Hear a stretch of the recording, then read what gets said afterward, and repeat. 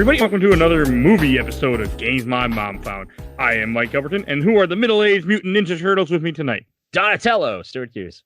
I should have said Ruther Crew, damn it. Raphael Red Fox. Stupid. And Stu, do you want to introduce what lovely movie we're going to be talking about tonight? Yeah, just read the title of the episode. Lazy. That's accurate. No, we watched at the time, the highest grossing independent film of all time, Teenage Mutant Ninja Turtles, 1999. The good one. 1990. 1990. 1990, the good one.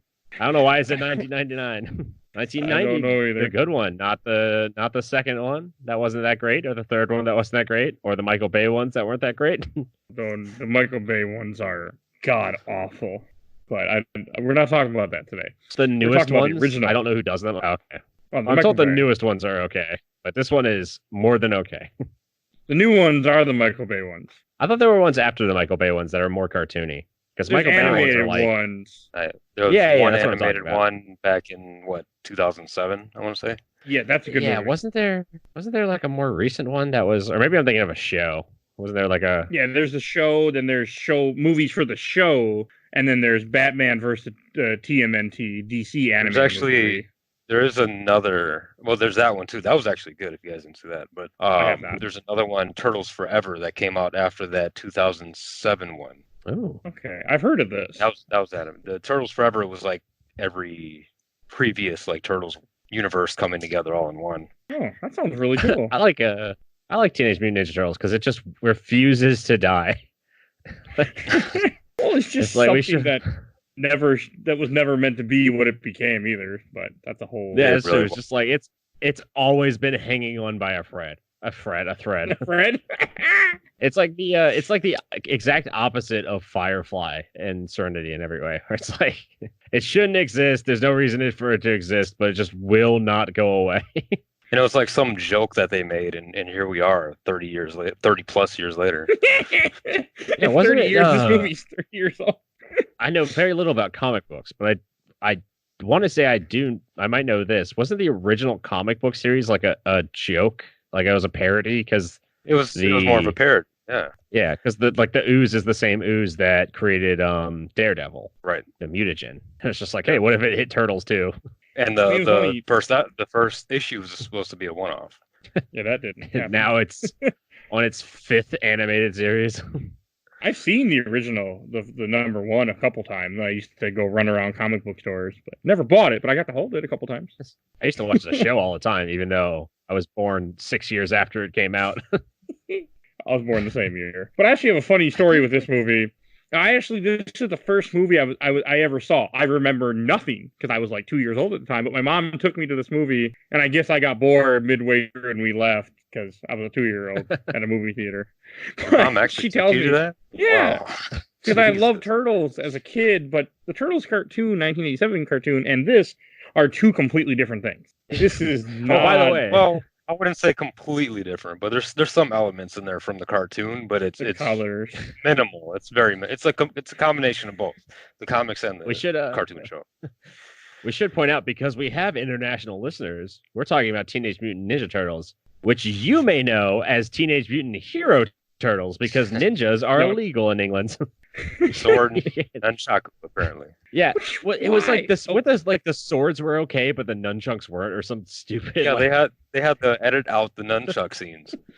It's just like the most typical example of weird British bureaucracy. They're just like, we can't have nunchucks in this. There are no show fellow chuckers over. There's no fellow chuckers in Britain. Teenage Mutant Hero Turtles. Why are nunchucks illegal in UK, but it's okay to have the swords? But I don't understand. Somebody gotta tell me why. I just don't get it. I choose to imagine nunchucks were a really bad problem at some point. They just had roving gangs of nunchuckers. The IRA was just covered with nunchucks. Nothing. The IRA was car bombs and nunchucks. Those are their two main weapons of war against England. Streets of when you London, type in warriors. Why are nunchucks illegal? California comes up, Canada, Australia, Arizona. They're illegal in a lot of states. They're illegal everywhere. Yeah, because I mean they are really dangerous because it's the way nunchucks exist, like the way they're set up. When you swing them, you're swinging the second half of them loose, and so that can hit way harder than just to hit somebody with a pole. So you could actually, you could kill somebody with nunchucks. Oh, for sure. But to ban them from a kids movie, I don't know about that. Yeah, have to edit them out of a whole show. If this movie came out today, this movie would be rated R, a hard R. To be honest, why a hard R though? Because there's kids smoking. Oh yeah, that's true. Yeah, they would never let that go. I thought you meant because of the violence. I was like, no. You know, they really toned. Yeah, that's a 90s only thing for sure. In that, there's a bunch of kids. That was super normal to see that, and today it would not a chance. I mean, like I said, that would not be okay. I'd say like mid 2000s to like maybe like 2010. The swearing might have been an issue, but they don't really swear that badly. They just say damn. They do swear a lot though. They say damn a lot in this movie. Yeah, they do say bitchin'. Raphael, especially. Yeah, they do say bitch. It's Raphael's catchphrase. His catchphrase is damn. A very emotional damn most of the time. Yes. Damn. It's just damn in different contexts. Damn. For those unaware, though, I should give the very basic plot of this movie, like, at least the beginning, because there might be some out there that don't know what the hell we're talking about. I doubt it, but, you know. I mean, a lot of people haven't seen this movie at this point. Yeah, I mean, they've seen probably a Turtles movie, but this is... I've seen all the... younger listeners, yeah. This is probably one of the 30 years old. It is 30 years old. Came out in 1990. 30 years old next year. Oh, yeah, good point. Yeah. Okay. Or it'll be 30 years old this year, rather. It's 2020 now. Yeah. I'm going to be doing that for 3 fucking months. God damn it. All right. So what you have, which I can't remember, this is from the comics, but you have these 4 turtles who got touched by the ooze, and then they grow up in that. Yeah, it's a little rapey. They were swimming in ooze. How about that? Okay. They came in contact. In my childhood, it was a girl carrying a aquarium that had 4 turtles in it, dropped it down the sewer. They got touched by the ooze, and there was a human living in the sewers that touched a rat, then touched the ooze, and he picked up the turtles, and then he became Splinter, and then he taught him. Splinter was what kind of continuity are you going by here? The 1987 cartoon opening. Yeah, the show. Not this one. The show. Splinter. He is his Hamato Yoshi is his master. But I remember in the 1987 show, Splinter just is Hamato Yoshi. Hamato Yoshi becomes Splinter, which isn't accurate. I like that better. I don't like this where he's a rat who had a martial art master. He watched him from his cage and practiced fighting. I fucking love. That's one of my favorite parts of the movie. I hate it. It bothers me. Not without any irony. I'm saying that is one of my favorite parts of the movie. It's Hamato Yoshi filmed against a black background doing karate, and then it cuts to the rat it's not even in a rat cage, it's in a bird cage doing karate. Yeah, it bothers me. Did you see his form? It was amazing. It was like watching a Bruce Lee movie. It was like Fist of Legend. It was Fist of Fury. Like yellow tracksuit, Bruce Lee all day. We should. You need to mention since we immediately had to talk about the puppets in this movie because they're amazing. For those who don't know, this was Jim Henson's last theatrical movie, right? Yeah, that's when he ever did. Died shortly after. He died. Yeah, a couple months. I wonder after the release. Not long. I want to say shortly after. It makes me wonder. Yeah, I think it was like a month and a half, or it was right after. I think he worked on other things before he died, but no other films. He worked on a couple shows or something. Probably Sesame Street. That's kind of what he's known for. Yeah. But yeah, it was he made this, passed away right after, and I'm wondering if this movie is going to come back as a result of Dark Crystal making a comeback. If people are going to start going through Jim Henson's filmography again. Well, you also have to remember, they will never. Who owns this movie? Well, New Line New Line doesn't own this anymore because now this is all owned New Line's almost owned this movie. This movie was almost made by Roger Corman. For those who don't know who Roger Corman is, I don't. I'm one of them right here. Oh my God, that is just a whole That's how do you? I don't even know how to explain Roger Corman to people. He is like kind of like the king of bad movies. He is the Pope Like, of pop Roger- cinema. Yes, yes, that's him. He is. He makes some of he made. Sadly, he's passed away. He made some of the best bad movies ever. He made you remember the Thing movie? Is he still alive? He's still alive. He's 93, but he's still kicking. Don't kill him off already. Hell, I mean, how the fuck is Roger Corman still alive? Holy shit! Oh my god, that's crazy. That's the most insane thing that's happened all day. And I watched a movie about a ninja rat. Roger Corman made the Fantastic Four movie that is like regarded as one of the worst movies ever. It never came out. Okay. The 1994 Fantastic Four one. Yeah, which by the way, I've watched and it is amazing. It is so good. That movie got shit on unnecessarily. It is so good. It's the best Fantastic Four movie, hands down. Fully aware of like the remakes that are just shit. It's the best one. That's like saying that this rotten orange is better than these a month-old rotten oranges. They're both rotten, but one's a little. The bar is not set very high for the Fantastic Four, and it never will be. Yes. Here's the thing about Fantastic Four, Roger Corman's one. It looks like a rotting orange, but you open it up and it's like the most perfect peach you've ever seen in your life. But on the outside, you think it's a rotten orange. You got to open it up. You got to get through the rind. You got to get through the skin to find that perfect, delicious peach. Well, in other words, got to suffer a little bit just to enjoy it. I wish Roger Corman directed this movie, but I think Steve Barron did a very good job as well. Okay, that was a roundabout way to get there. Yeah, I did not know any of that. Steve Barron. Yeah, but we should mention who directed the movie. Oh, as I was saying earlier. Yeah. So, I mean, because for me, the Turtles are always a 1987 cartoon, but this is, I think, more closer to what the comic book version of them is. With the origin of the movie is from the comic, right? Right, Red? Yeah. Yes. So mostly everything storyline related in the movie follows the comic. It skips around a little bit, but the only thing that really doesn't, I mean, besides the bandanas and things like that, is April being a news reporter. She was not a news reporter in the comic. She's a lab tech. Yeah, a scientist, something. We're gonna have. I like her being a reporter. There's gonna be a whole. Yeah, I mean, it fits with the whole like. I think it works with 90s like aesthetic.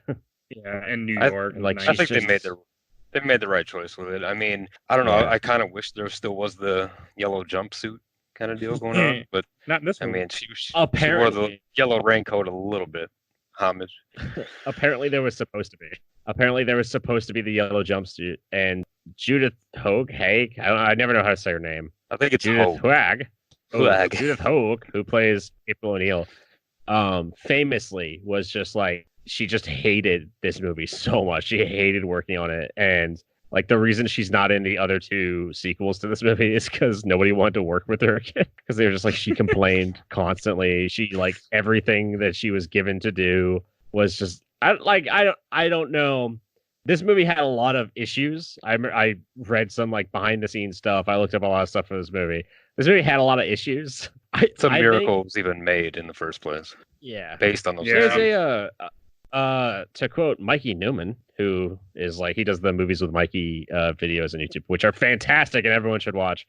But he has a great quote about how making a good movie is like throwing a dart and hitting a bullseye from space. It's just anything can happen, and if any little thing goes wrong, then the movie will immediately suffer and not be good. You'd have to get it absolutely perfect to make a good movie. And somehow everything went wrong in this movie, but it's still great. I mean, look at what they do with the Turtles property with bigger budgets. They absolutely ruin it. Whereas they struggled from the bottom up with this one with a small budget relatively, and look what you get. A very small budget. I mean, like I said, it was an independent movie. 13.5 million. Oh, well, there you go. Yeah, I mentioned how this was the highest grossing indie film when it came out. And I mean, yeah, the budget was 13 million. It returned 200 million. Like, that's crazy. Yeah, that's a big deal. That's insane. Almost 20 times the amount they put into it. Like, holy shit. Which, I don't know. The entire time I was watching this movie, I watched this, spoilers or behind the scenes. I watched this a couple weeks ago, or rather a couple months ago, because we've been trying to do this episode for a while now. It just was not working, but keep pushing it back. It was a relatively decent amount of time. When were we supposed to do this episode? Back in early December or something? No, a couple weeks ago. You're talking about when we did the Turtles in Time episode. You watched this movie to talk about it, but then you couldn't make the Turtles in Time episode due to scheduling. Oh, so that's why we're doing this now. Yeah, so I watched this movie a couple months ago. Then I watched it again for this episode, and then I watched it a third time right before we started recording, so I could refresh. And the entire time I'm watching it, I felt nostalgic. I also just kind of felt sad. For all the kids movies that come out today that are just shit. We just fucking talked about Trolls on the last game episode. And we mentioned how there's a new Trolls movie coming out. The fucking CGI one with Anna Kendrick. It's just those are crap. I mean, I'm not saying all kids movies are crap. There you got Coco and Toy Story, which really tackle some really heavy themes. They do it in really creative and great ways. They don't treat kids like they're idiots. But this movie is really dark and it has some big things going on, and people swear. There's a lot of violence. It's actually supposed to be way more violent than it was, but the director got they fired the director at the end of production and edited it because it was so violent. Well, Jim Henson wasn't on board with that either. I mean, he was not. Neither on was board Judith with that, Hoag. so, yeah, I liked her in this movie. I liked April. I thought she did a good job. Yeah. There was one part. You know what? She's professional. I swear. She might have complained, she looked but like she was did drunk. her job. It would have fit the part, but there's one part right where I feel like that character should have been drunk or high or something. It wasn't her acting; it was just what my brain went to. But we'll get to that. But as the movie opens up, you find out that there's these. I want to say the first scene is April is going to her car or from the news station. She gets attacked by some muggers, all these teenage kids. She's reporting. The opening scene is it's everybody. It's her reporting because I don't know who the fucking protagonist of this movie is. I watched it 3 times. I really don't. But the movie opens with April narrating, and it's her narrating the crime wave in the city, and it's like a montage of people getting robbed by ninjas. How good was that opening, though? It sets the whole tone. It lets you know what's happening, who the enemies are, so to say. Not saying it's the Foot Clan. I don't think. Or they do say it's the Foot Clan. Yeah, they do say everything. They do say it's the Foot Clan. Yeah, but I want to say it perfectly sets it up. Everything in this movie is set up. Everything is set up, and everything has a payoff. That doesn't happen anymore. It doesn't. I do want to say they don't introduce the foot soldiers until later. At first, it's just a bunch of kids stealing from people. Someone steals a purse and chases. It's that type of nature. You don't see anybody in the ninja outfits or anything. No, not until a little later. What you see is really odd because I still, having watched this movie 3 times, I still don't understand this one bit of that opening sequence. So April O'Neil, she's narrating. All the pickpockets are going around the city and cat burglars are breaking into people's homes and stealing shit, but they all have ninja skills. They're all really good at it. And they're very clearly ninjas robbing people, which by the way is the worst thing about Splinter at this point in the movie is he has pickpockets. At this point in the movie, he's not a murderer. He's not a crime lord. He's just he's oh god, what's the guy from Oliver Twist? Fagin? He's just Fagin from Oliver Twist. He's got all of his orphans pickpocketing people. I guess Fagin doesn't really work out for him either. But anyway, he just wants a whole bunch of free shit. You see all the TVs that he's watching at one point. Yeah, he can afford to break the level of crime. And the stuff they're stealing to me is just amusing. Now, 30 years later, no one's stealing stereo systems. Taking when you watch Fast and the Furious, they got thousands of dollars worth of equipment here.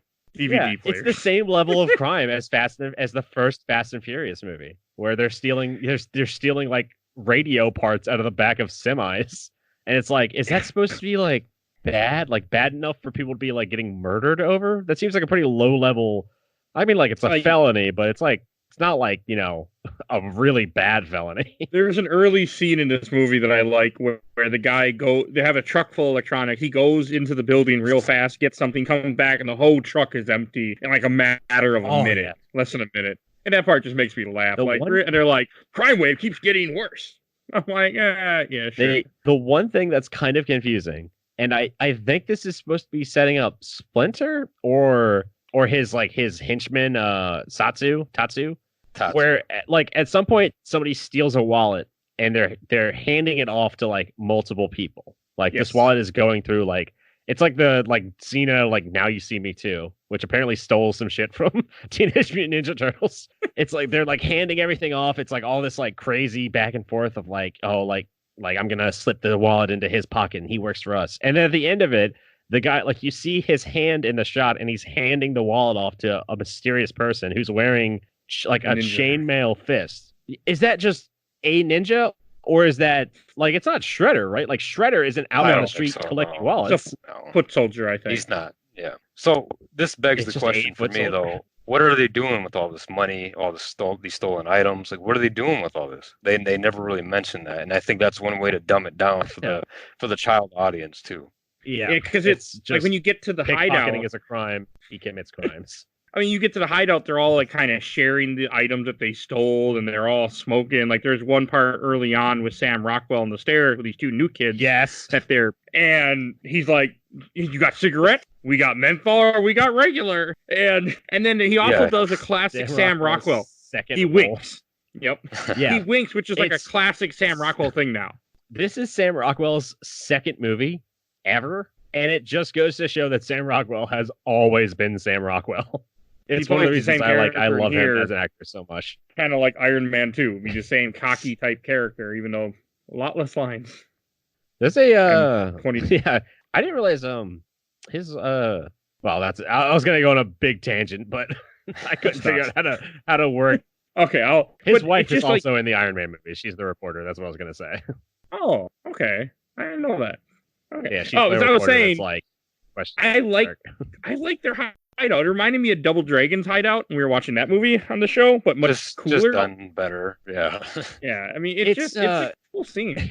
I loved it. It's part of the reason I say this is like it's almost a perfect movie because that is exactly what like a kid in the 90s would imagine a gang hideout would look like. Where it's like there's graffiti on the walls, they're selling cigarettes to each other. Everyone, it's like there's like a skateboard disco party happening in the background. Like, and there's how else would you describe that? And there's cases of Pepsi everywhere. Everywhere you look, everybody's drinking Pepsi. And it just makes me laugh because it's the old Pepsi cans too. Because it's a 1990. Yeah, I saw that. Yeah. It's the first Pepsi cans I remember. I like how. That's one of those like product placements. I don't mind. Some people get really upset. I don't mind product placement in movies because there's a lot of interesting things you can do with product placement in movies. Don't like Jurassic World was like, "Welcome to Jurassic Park, brought to you by Coke," and it's like, okay, yeah, that like you're not saying anything there. But this movie is like Pepsi came in and was like, "We'll give you money to make this movie, but Pepsi, you have to show that Pepsi is so good that's what all the thieves want to steal. They don't want to steal Coke, they want to steal the Pepsi because that's the better soda." It's just that like that marketing logic that I love. The real winner of the product placement in this movie, though, was whoever ended up getting the pizza deal, which was Domino's in this case. I got a funny thing about that, but also like, even though Domino's is a product placement in this movie all the time, yet Pizza Hut was the one that advertised this movie and had all these promotions after it came out. I remember that. Yeah, as a kid, which Pizza Hut had it. Doesn't make any sense. I was my favorite part about that is why isn't it Pizza Hut instead? What happened? My favorite thing about that is that Teenage Mutant Ninja Turtles Pizza Hut campaign cost them $20 million. That was how much like all the marketing that cost. It cost more than the movie that they weren't in. Which doesn't make a lot. They could have funded this movie and another half of a movie. It's so odd. Costs a lot more. But I remember seeing those like even as a kid. I remember still seeing those like those Pizza Hut ads because people just had them packed. I think like my parents had some packed away because back in the old days, kids, you had to collect coupons, analog coupons, believe it or not, and keep them in a coupon drawer in your house. Some people still do it, but most people just use like online shit now. But yeah, I think in our coupon drawer we had like several Pizza Hut Teenage Mutant Ninja Turtle coupons that were old, and I feel like I'm saying that word wrong now, but they were like just old and completely expired. But they had Donatello on them. The coupon. I mean, that's just with the time though. Like you had no internet, so. But also one of the scenes that I want, like, because they live in the sewers, which I guess I was as I was reading about this for this episode, they went and filmed some of the old like subways, or went to the old subways and kind of used that and inspired them to make the sewers. Because I was always curious. Yeah. I'm like, the sewers can't be this big in New York. I've been in sewers. No, they're pretty big in New York. Because that was too bad we don't have a New Yorker on this episode like we used to a long time ago. Well, based on my trip to New York, which actually I just went to New York back in November, and one of the things we were walking around the city, and I'm not that amazed when I travel places. That's like, I'm not putting any other like places I've been down, but I'll say like when I went to New York City, it was definitely different than any other place I've been before, because there's just so many people, and we were walking around, we're like, how the fuck did they supply all these buildings? Because they can't just park a semi on the side of the street and block traffic for a whole intersection in New York. And we realized it was because this, like, underneath every building, there's the giant basement that they pull up, and they throw everything down a conveyor belt underneath the buildings, and that's how they supply it. And they do that real quick. So this, like, all the basements and the sewer systems and everything, they're pretty big in New York. Okay. I'll give. That's kind of like when I visited Chicago last year, and I was in downtown, and I remember seeing these staircases that went down. Like, oh, and I remember going down them one to look at them, and I went down at night, and it just was like a whole nother street level, and it had all these docks that led to all these tall towers, and I felt like I was in a 1990s New York movie or something. And I went back up the stairs. Also saw a bunch of homeless people too, and I'm like, I'm going back up these stairs. There were less homeless people in New York City than there were when I lived in DC, which I was surprised by. Apparently, New York is way cleaner than DC is. I always think of the meme. Apparently, DC just sucks. I always think of this meme I saw where it had Luke and Obi-Wan standing above the edge. So there's never been, the hive and villainy, and it's Washington D.C. instead of Mos Eisley. Yes, that's what I was kind of. It's a pretty disgusting city. I mean, it's no New York in the 90s. I love New York in the 90s in film. New York in the 90s in film is great because New York used to be the most crime-ridden place on the planet, and it looked like there's a reason why post-apocalyptic movies for a long time, and it was because New York was so bad that they started filming movies that take place in like dystopian futures just on the streets of New York, because there was fucking graffiti everywhere and it looked awful and it was filled with trash. And so that like it became a trope, and then movies started doing that and like mimicking New York.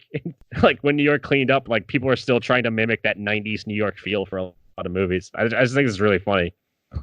It's hard to pull it off so these days. I mean, like the only thing that I've really seen that in a modern thing was Daredevil. Everything else just doesn't pull it off, right? Yeah. And then like, and they try to do that for all the fucking Marvel shows. Oh, Red, do you want to introduce? I've explained my Marvel problem, right? I don't know, but we can save that for another Marvel problem. You might have. Okay, I have a problem with Marvel in New York, but we'll get there in another episode. Yeah, there'll be another one 2 months from now. You can talk about it if you want to. But what I do want to say is, Red, do you want to introduce the Casey Jones part when he first get introduced in this movie? Damn, what does he say? I don't remember. Not the line, just the part. His first thing is, I have it right here. Oh, you mean like the actual scene, just the setup of it? Yeah, I mean, I can tell you the line. I had it, now it went away. Oh, here's the line. Damn it. Oh, that was a crime, you purse-grabbing pukes. And this is the penalty. 2 minutes for slashing, 2 minutes for hooking, and let's not forget my personal favorite, 2 minutes for high stick. That just sounds wrong. I mean, either way, two guys end up stealing what? It was a purse, correct? Yeah. They steal a purse. Run to the park. And this is something that very similarly happens in the comics as well. They grab the purse, run to the park. Casey, the crazy vigilante that he is, goes after them to get this lady's purse back. But that's the thing with Casey. He's way too violent. And that's the issue that Raphael had with him in the comics and in the movie. He appreciates that he's trying to do the right thing, but just he's way too violent about it. Casey Jones wants to punish people. He tries to beat the shit out. He's like going to kill them for stealing. He's like Punisher, where he's like, "You've stole a purse. It's time to die." Yeah. I think my favorite it's very part close. of that fight is like that dialogue. It's hard to undersell.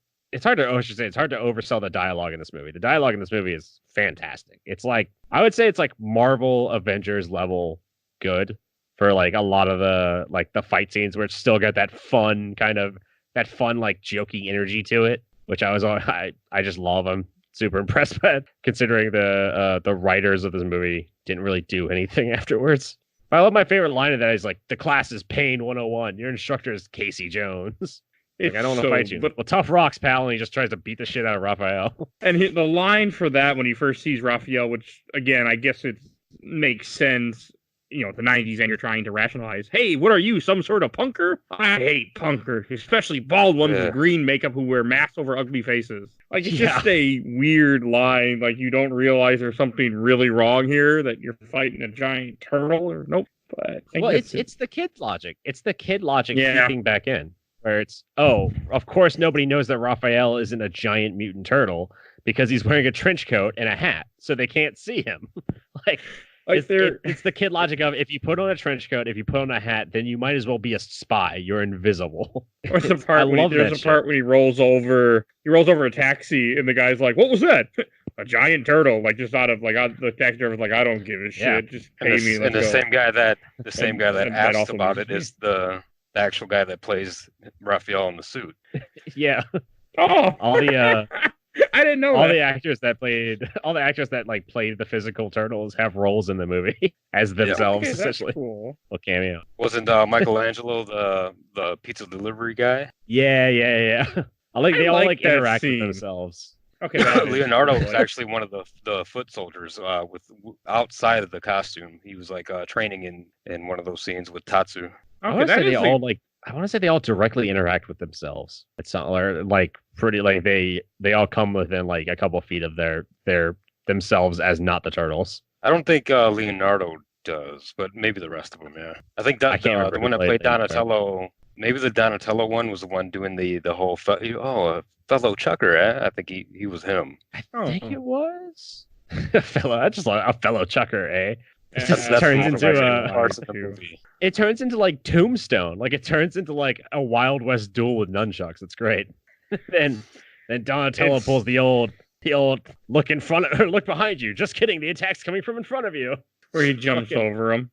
Yeah. Yeah, just does a full fucking leap over Donatello and kicks him in the face. But I do want to talk about that scene that we were mentioning a little bit ago with the late pizza, which is on so many shirts that you probably would, at least I see on Facebook ads trying to sell me, or memes. Oh yeah, a lot of memes. Classics. Yeah, where the guy trying to find where to deliver the pizza because it's like something in a half street, and he's like, "Where the hell is it?" And then they're like, "Hey, over here," and the guy's in the sewer. And they hand like the $10 bill or whatever the money, they hand it through the sewer, and they're like, "Give the pizza and we give the money." And then they won't let go of the money. He won't let go of the pizza. And he's like, "Hey, this is only a 10. I never pay full price for late pizza." And so those for people who were like wondering where that line is from this 1990 movie. Yeah, I never thought about that. People that didn't know where it's from. Like, I just never thought that was a possibility. Two of us are older on this show, so yeah. As I said, I was born 6 years after this movie came out. I still watched this movie when I was very young. This movie actually scared me when I was really young because the puppets freaked me out, and then I had to get over it because I just liked it so much. And I was like, "Oh, this movie's so fun! Oh God, these things are terrifying. Splinter's terrifying. I don't like this. Oh, but I like this terrifying." And I watched this rat.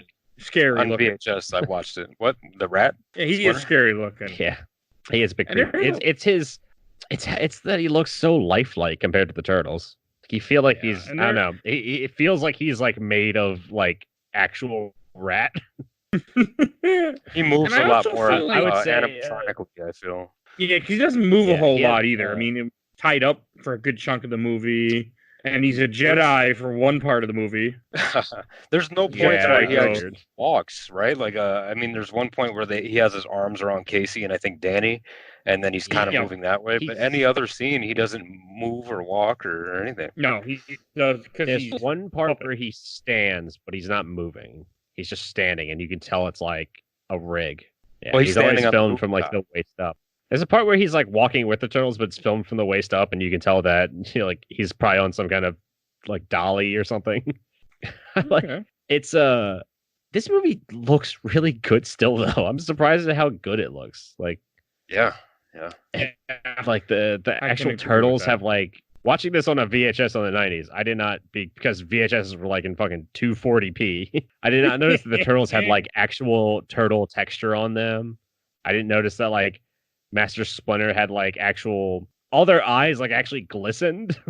They're good Like that costumes. hair and the matte hair on the fur. It's Jim Henson. This is You just can't a go wrong. testament Man's a genius. how talented he was. I mean, this was his lasting impression. I mean, he died a few months later, but this right here shows just how talented he was. Besides all his previous work, I mean, he did a very good job. And look at the other movies that came afterwards that still use those suits like that. They could never replicate it. Yeah. It was always straight trash when they tried it. And they never worked out. Like the TV show. Yeah, it's Mhm. crazy. Like anyone who doesn't know about his legacy, just that's a Wikipedia article worth reading. Jim Henson was like complete trendsetter for special effects in so many aspects and animatronics. It took 3 animatronic operators to operate Splinter. They had to get a puppeteer. They had to get 1 or 2 puppeteers and then like another guy to operate all the facial movements. And that's just like when he's sitting on that pad in their little hideout. They had 3 people to do that. Imagine how bad this movie would have been without Jim Henson. Well, you just gotta fast forward to 2014. That's all. You could fast forward to the 3rd movie that came out in this series. Yeah, it's true. You wouldn't have to go that far. 1993. All right, but it's I mean, one other thing. Okay, we had mentioned Danny.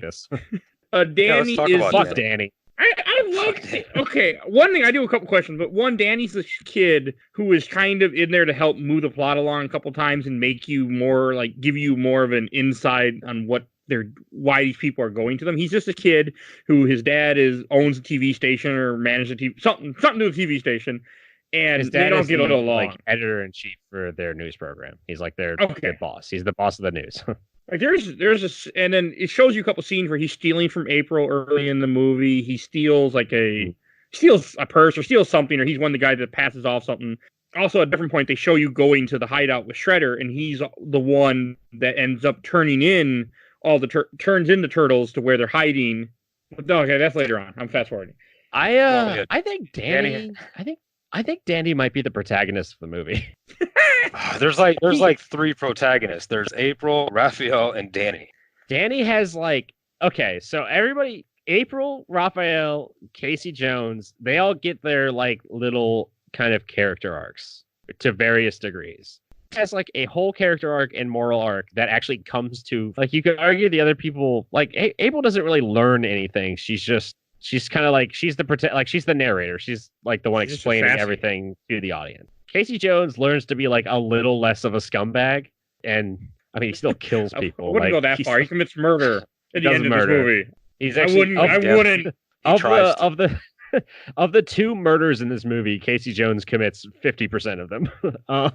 I guess Raphael, he is definitely of the Turtles story. He's definitely the protagonist of that. Not any of the others. Leo he's the leader, but he's in the background. Everybody else knows their place in the group. Raphael is doesn't really fit in. So his moral arc is to kind of trust his brothers, but that doesn't really bloom into anything. Really, at the end, he kind of fights with them, but it's not like he has to trust them to do something. It's just they were fighting with each other before. I think if you dig a little deeper, you might find a little bit more there. Just because he had an anger problem. There was that one issue when he went off on his own and watched Critters and stupid shit like that, and met Casey.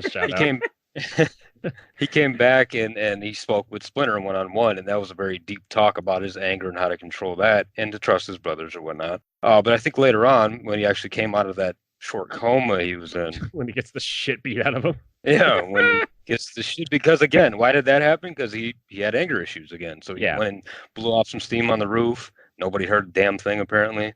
And nobody...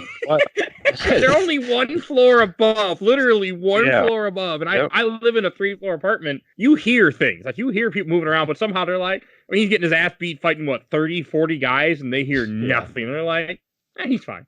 I love and that's the thing, too. That they're all ninjas. Yeah, I get it. Yeah. But even Casey Jones can hear the shit, how many buildings away. Yeah.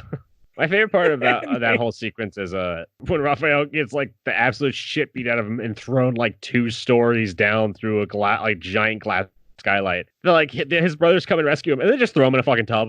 He's just in hanging out of a batbathtub, an old bathtub. They couldn't put him anywhere else. Let's throw him in a damn tub. There's not a I get bed. It, he's a turtle. He's a. Let's throw him in a tub. Maybe the tub is the most applicable to the shape of his shell. But he's not even laying down on his back. He's sideways in the fucking tub.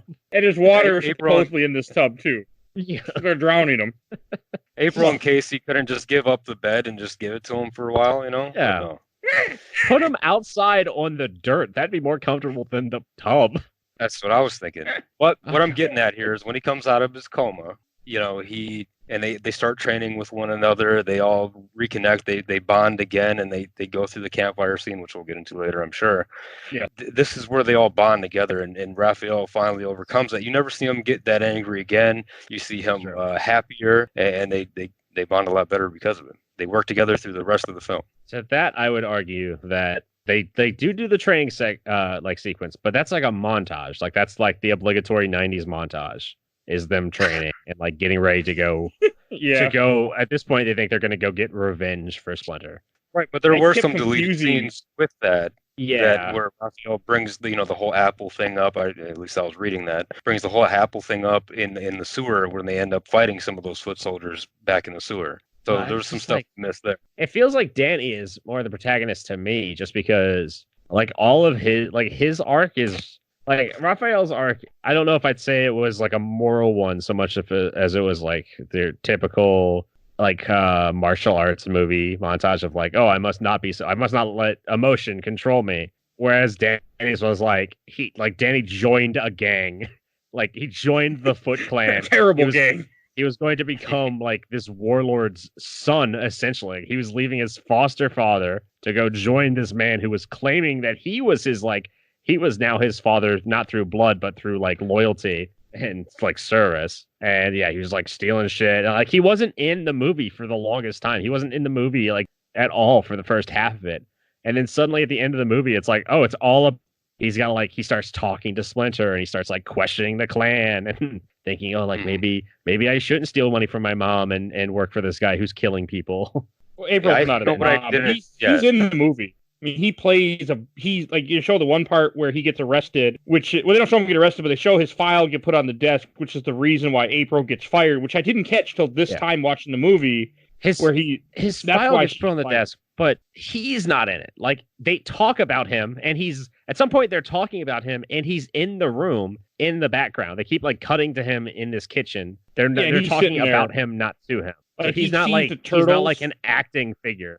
He sees the turtles at one point. He's the one that leads the turtles, or leads the foot soldiers to where the turtles are hiding in April's apartment after they already caught Splinter, because they after they beat up the foot soldiers, which we haven't talked about yet, and rescue April. That's when the foot soldiers. I didn't catch it the first time. How the foot soldiers follow them into the sewer. Or one guy. Yeah. And then like Shredder learned. The only reason Shredder learns about the turtles is because Danny like drew them down, and so. Like everything that happens to the turtles is partially Danny's fault, and then he has to learn to like make the right decisions based. That's why I say it's kind of like he ends up being the protagonist of the movie. He has like the biggest moral arc out of everybody. So the thing about Danny that I wish they would have covered more, and I realize it's like an hour 30 some minutes or something like that. Hour 30, yeah. It's like an hour 25. So I realize they have limited screen time, and you gotta.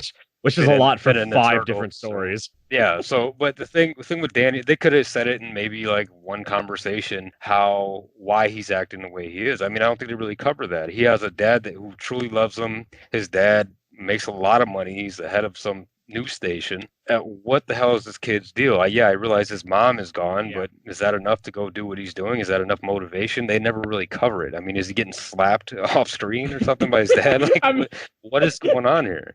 I mean, to me, it felt like his mom is dead or something, let's say, or his mom left him when he was 1.5 to go move to Texas or something. And, something of that nature where he has a lot of anger towards his mother. And so now that he's a teenager and, he's going through the hormones and he's lashing out. So I wish they would have covered that at least a little. She doesn't listen to this, so it's okay. His dad is his foster Oh shit! dad, right? Oh, that's what you were getting.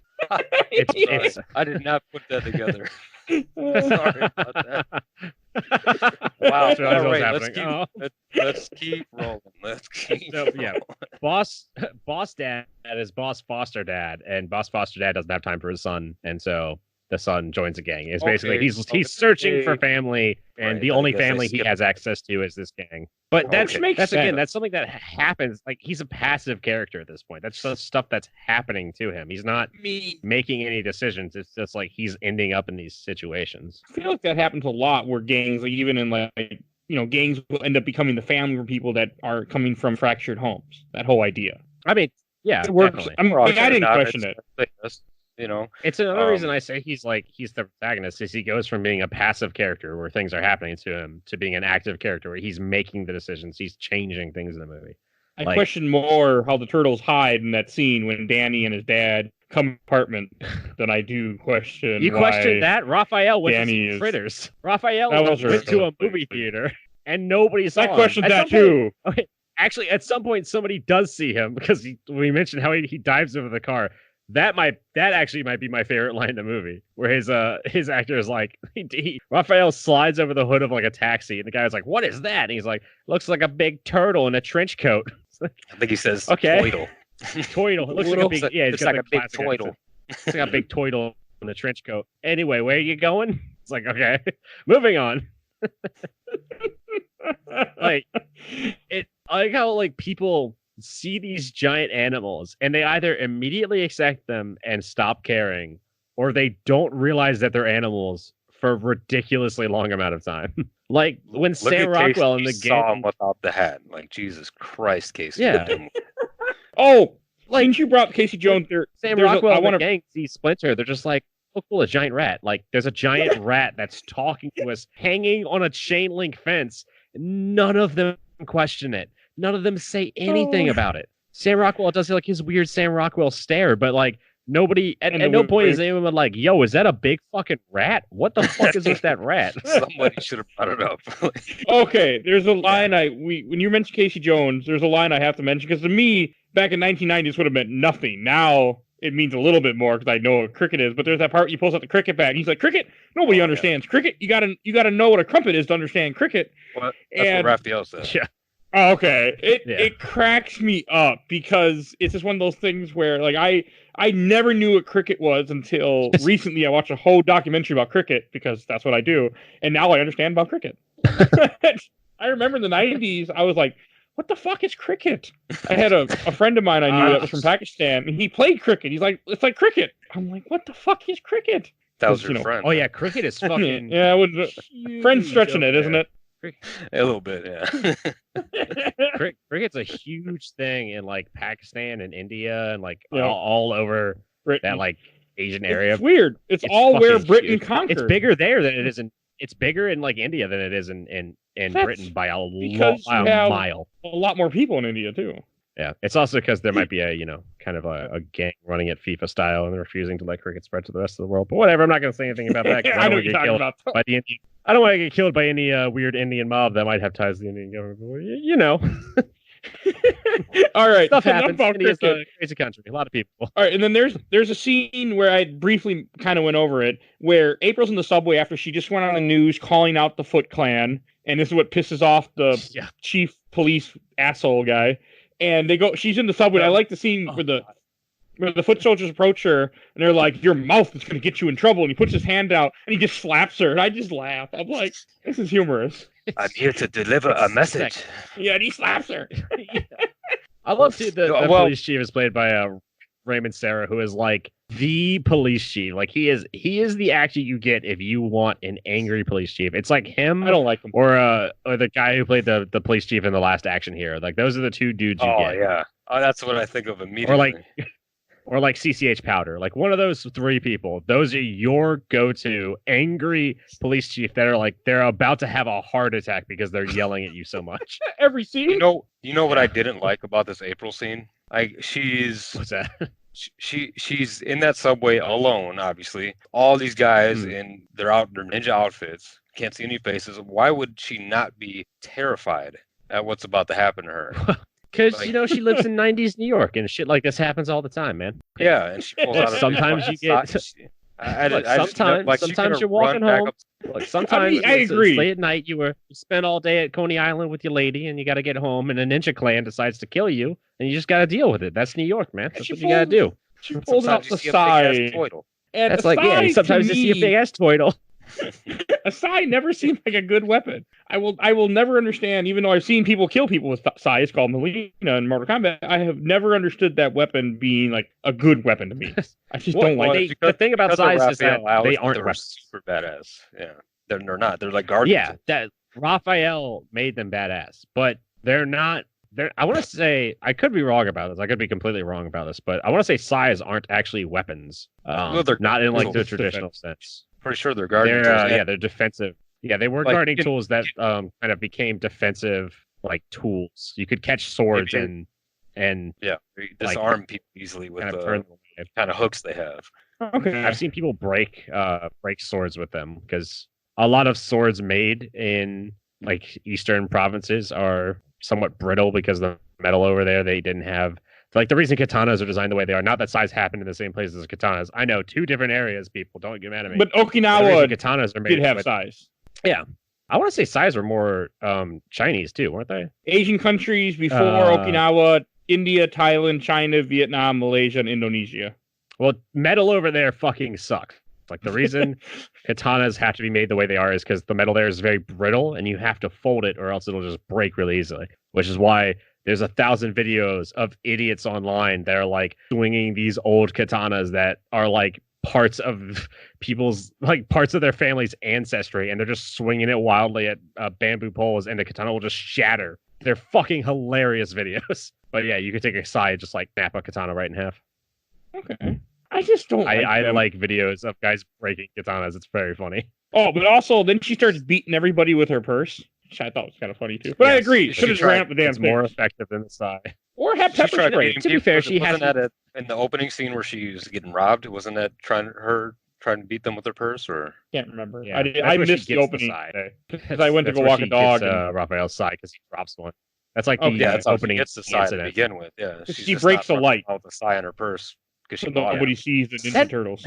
That has a really good setup in it too, because she's in a parking garage when this happens. She's walking through a parking garage, and at some point she turns around and she sees a rat, and it scares her. She's afraid of rats. So it's just a great setup for when she eventually sees Splinter, and it's like yes, I know this. Like it's like I said, kids movies don't do stuff like that anymore. Like kids movies now, jokes have to be like bam, bam, bam, bam, bam. There's no setup. It's just throw out as many jokes as you can. Yeah, again, excluding some good ones, but. This is like you don't really get that in kids' movies. You don't get a setup and then wait and then get a payoff. A lot of movies now just assume that their audience is, fucking stupid. And they're like, oh, they're not going to remember Thing from 10 minutes ago. Well, for the record, fart joke again. I've seen this movie twice now in the last week, and I did not either time see the scene when she saw the rat in the subway that you're talking about. Both times I missed it. So that wasn't in the subway, was it? Was it the subway that she saw the rat, or was that again in the opening? No, that was the parking garage. That was the opening scene. She's walking through the parking garage. Yeah, that's one of those things though where like you don't have to see. There's a lot of stuff in movies that's like it kind of is subconsciously training you or like preparing you for instances. Like a great example of that is Baby Driver. If you ever watch Baby Driver, there is a constant ringing in the background of that movie. That movie has, because the main character has tinnitus. So Edgar Wright puts a ringing throughout the entire movie, and you only hear it when the music dies down. And it's just a subconscious thing that's with you for the entirety of that film. It like puts you in the shoes of the protagonist without you realizing that you're being put in the shoes of it. It's a lot of things that movies do that you might not notice outright, but they like mentally prepare you for it.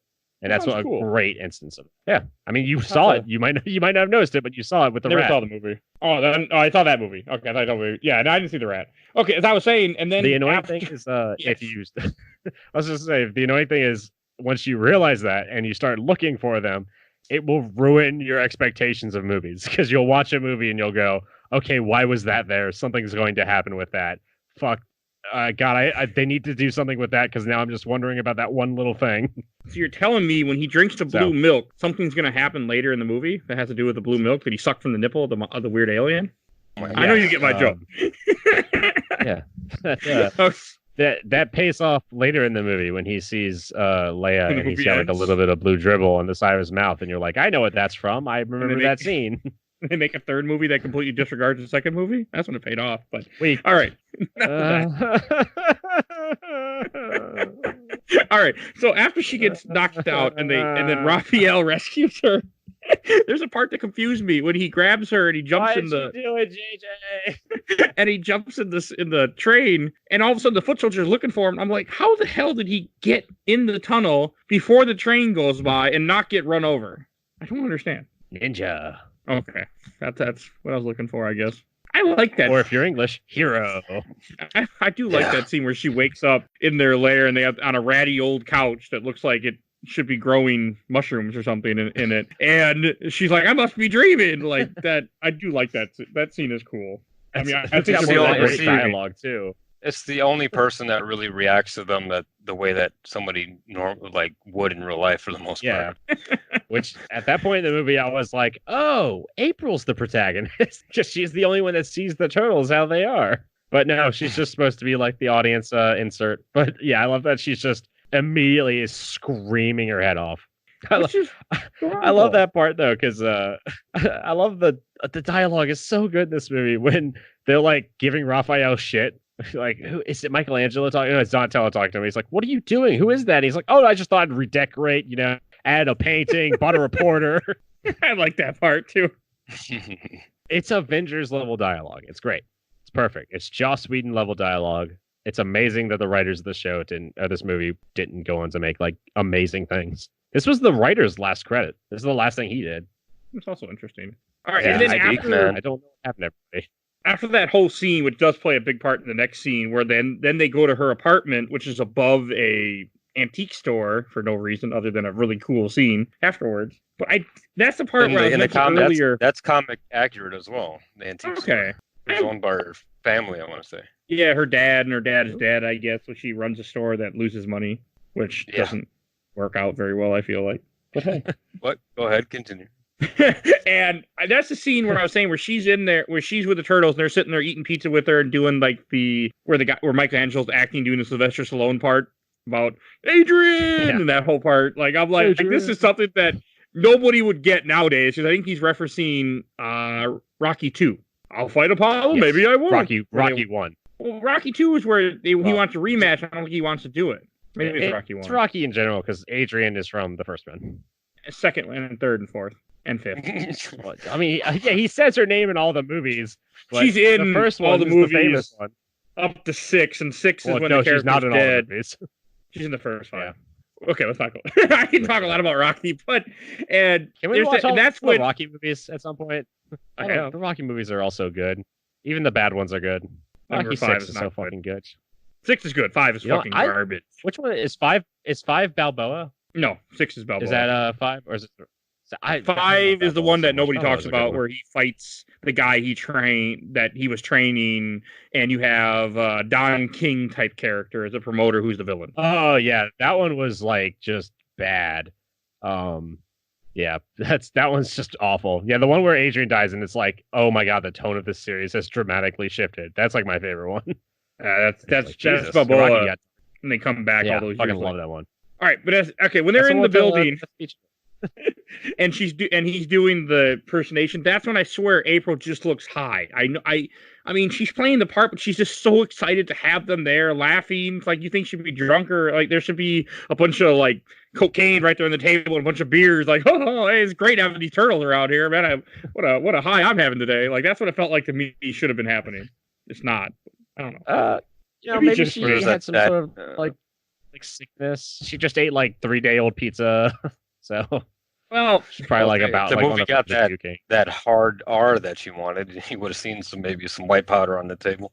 No, the hard R is just the kids smoking. I mean, nowadays that would be X-rated at this point. Like the way a movie would never nowadays come out with kids smoking. Yeah, that would never happen. I don't know about that anymore. I think you can get away with it again. I mean, they're making the law 21 for buying cigarettes. They're making the law 21, movies, but. Not if it's a movie specifically made for kids. I don't think so. No, you couldn't market it as a kids movie, but I think you could still get a PG rating because there's this weird thing happening. I've mentioned this to a couple people where the smoking age is going up, but like the acceptability of cigarettes on TV shows is also going up. It's kind of odd. Like I watch a lot of I like SNL. I watch a lot of SNL. and they've started smoking again on SNL, like smoking actual cigarettes, which is very surprising. Like for a long time, they couldn't smoke. You couldn't smoke on any TV show. You could actually get, I think you get fined for it. Yeah. Because it was like free advertising for cigarettes, essentially. But there's this weird thing where suddenly you're allowed to smoke on TV again, and people are just doing it all over the place, and like smoking is big in movies again. I think it would not surprise me if there was a scene, like if there was going to be a scene in like Stranger Things that got cut where one of the kids like tries a cigarette and then like throws it away because he thought it was disgusting. Yeah, but that's... Or like one of the police smokes, and that's how you know. That's how you know he's a bad guy. But I guess. Okay, I see where you're coming from. But it's 80s nostalgia, but because 80s nostalgia is still so high right now, I think you could get away with it. Did any of the bullies smoke in It? I feel like they might have in the new It movie. I don't remember anymore. But you might have a point. Maybe, but it's definitely not... Okay, but that's a hard R movie, though. Maybe. Well, it is, but I think you could get away. Like Stranger Things is PG-13. Yeah, but I'm talking about It. Like, it is hard R. I think you can get away with it. I dare somebody to get away with it. Okay, but in that whole scene where she just, I don't know, just something about that scene, she just looks like it doesn't... I mean, she does a fine part. Like, I really liked her as April. Like, I enjoyed her acting, and I enjoyed her in this movie, which I don't even know who she is other than this one movie. I think that's all she did. She didn't do much. I looked up her. Yeah, she did some, but not a whole lot. Yeah, she was on she was in Halloween Town. Mike, never seen Halloween Town. Okay. Halloween Town is like, well, you're a little old for Halloween Town, but Halloween Town was like the Disney Channel movie for like people my age. Like, holy fucking shit! Like, Halloween Town was the Disney movie. 1998. Shout out to Halloween Town. I've never even heard of it. You've never heard of Halloween Town? No. Oh man, just now. Oh, I have Disney Plus. I don't think I've ever heard of them. Oh man, Halloween Town is great. Okay, so Halloween Town, real quick, because fucking Halloween Town's amazing. Halloween Town is about a young girl who she wants to go like visit her grandmother, but she can't, and her mom's like giving her all these like weird excuses, and she's like, you can't go out on Halloween, you can't even go out and like to Halloween parties. I don't want you to like experience Halloween at all. And her grandmother shows up, and she's like, I'm gonna take you to where I live, and it's Halloween Town, and it's like a town where it's Halloween every day, and like the cab driver's a skeleton, and there's like a guy in a pumpkin that's trying to like take over Halloween Town. It's great. And there's absolutely 4 fantastic. Movies on Disney Plus, by the way. So anyone listening has Disney Plus and is curious, they're on there. They're not all good, but Halloween Town 1 and I want to say 2 are fucking fantastic. It's just really cool. It's only Halloween Town I know is A Nightmare Before Christmas. That is it. It's like it's the same kind of like idea as Nightmare Before Christmas, but it's live action. And Debbie Reynolds was in it. Okay. Well, Debbie Reynolds was the Turtles. That's the name of the episode. Fuck the Turtles. And fuck the Turtles. We're talking about Halloween Town. And so they go to you can't just bring up Halloween Town. Me. Did I expect me to talk about it? I didn't even know it existed. I didn't even know you knew it existed. Oh yeah. I would put it on the same level as like Xenon, Girl from the 21st Century. These are very specific references to people who watched Disney when they were 5. When they were your age, 5. Okay. Yeah. Like after the only thing we had on one more thing. The only thing we had on Disney when we were kids was like random Mickey Mouse and like Pluto cartoons.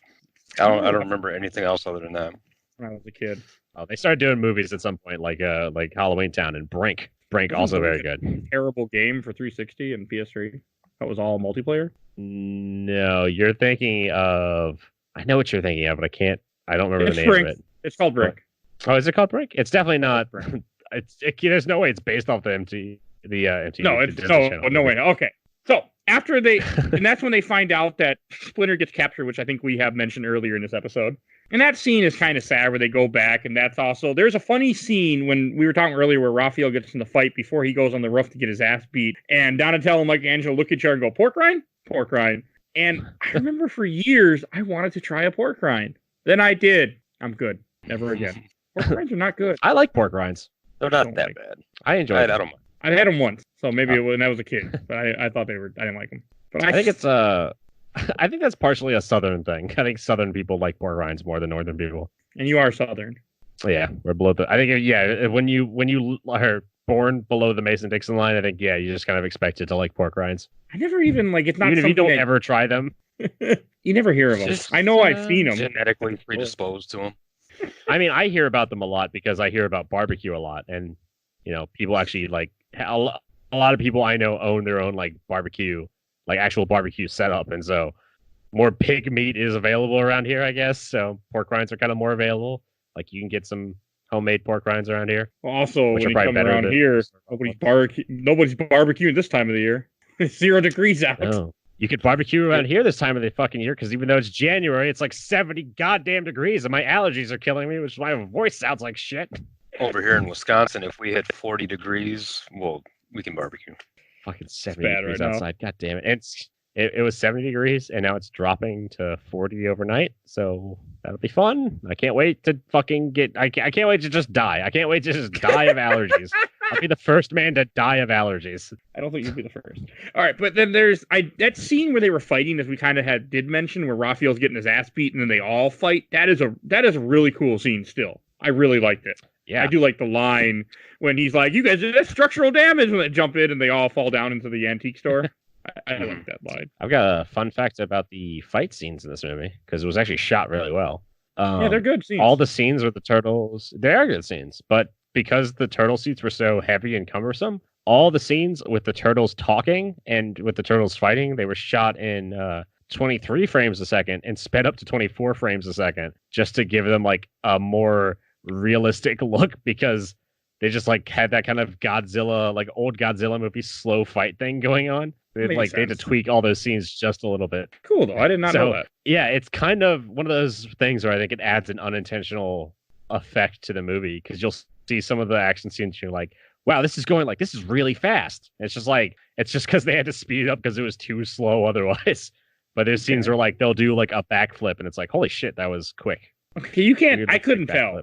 Like it doesn't. Like there are movies where you can tell they sped things up. I think Double Dragon might have done it, but this you couldn't tell. At least I couldn't. There's some tiny things. At one point, Donatello does a front flip over like a ladder, and it's very clear that it's not natural. Okay, I don't remember this. I wasn't paying complete attention. I guess it's like the last fight with Shredder when it happens. Oh, okay. Maybe that's why I don't remember it.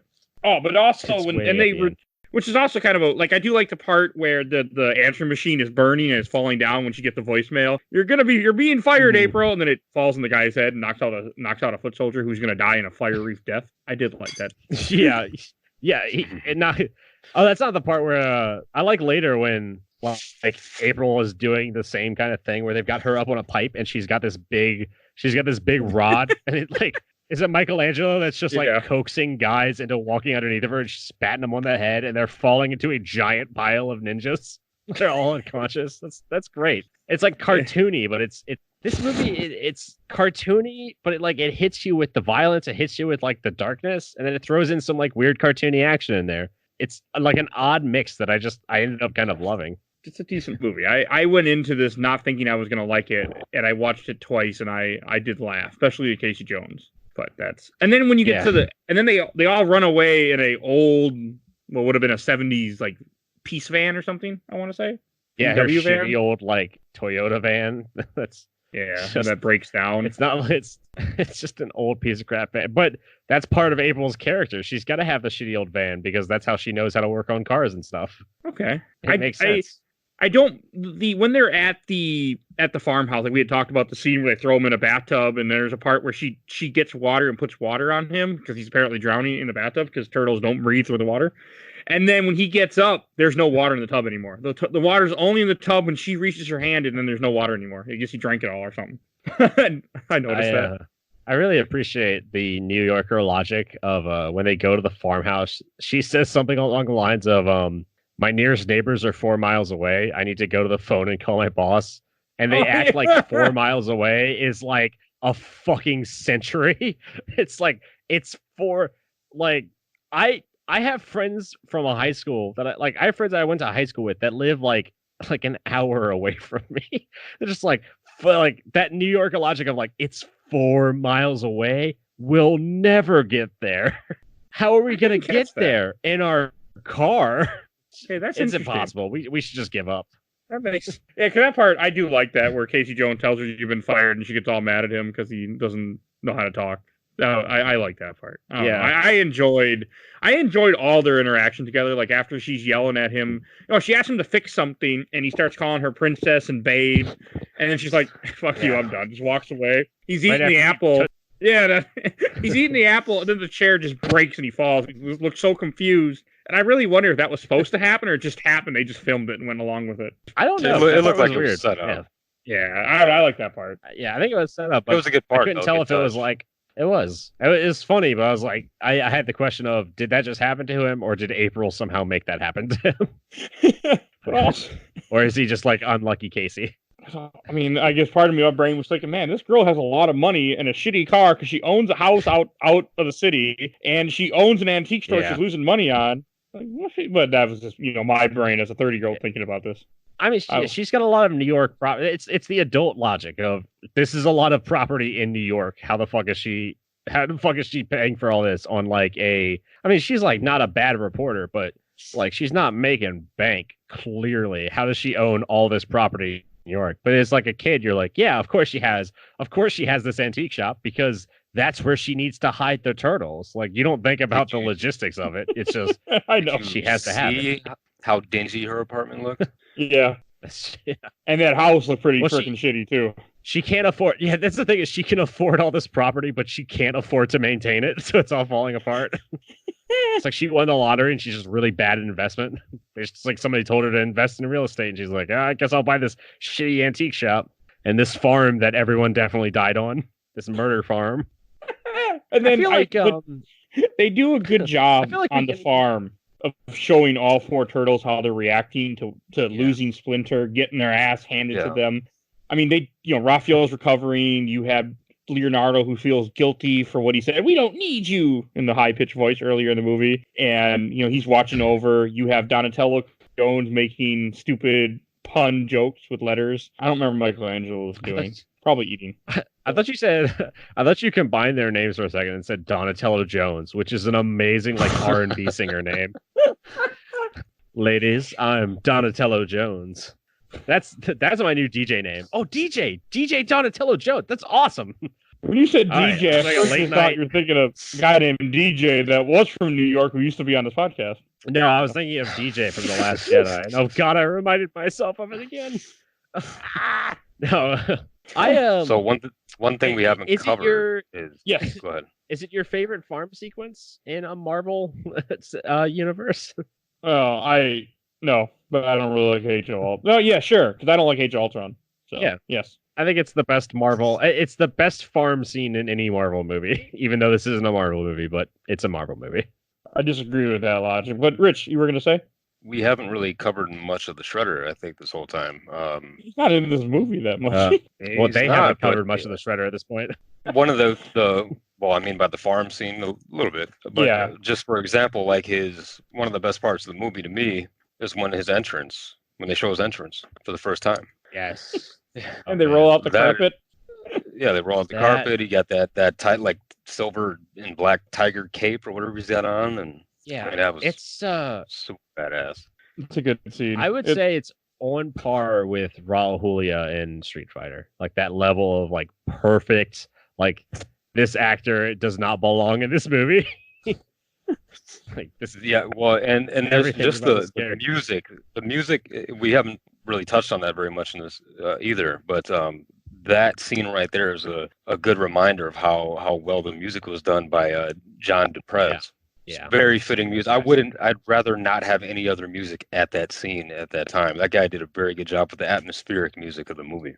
It's a perfect entrance for like your big bad villain, because you've seen like Shredder has like been off camera at this point, and like you'll see like a silhouette of him at some point.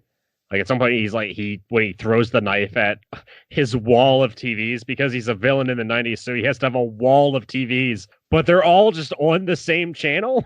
Like the whole point of a TV wall is that it's all different things. So you can see all these different things going on around the city at the same time, but they're all on Channel 4 watching April O'Neil. Like I don't know. Shredder's just got like some weird priorities going on here. Bring me the TV wall. So I like to imagine when they had when he turned them on, he had to get one of his lackeys to like they had like a long table with 30 remotes on it, and he had to run down and hit power on all the remotes really quickly. Like, take it to channel 4, and he's got to run by hit 4.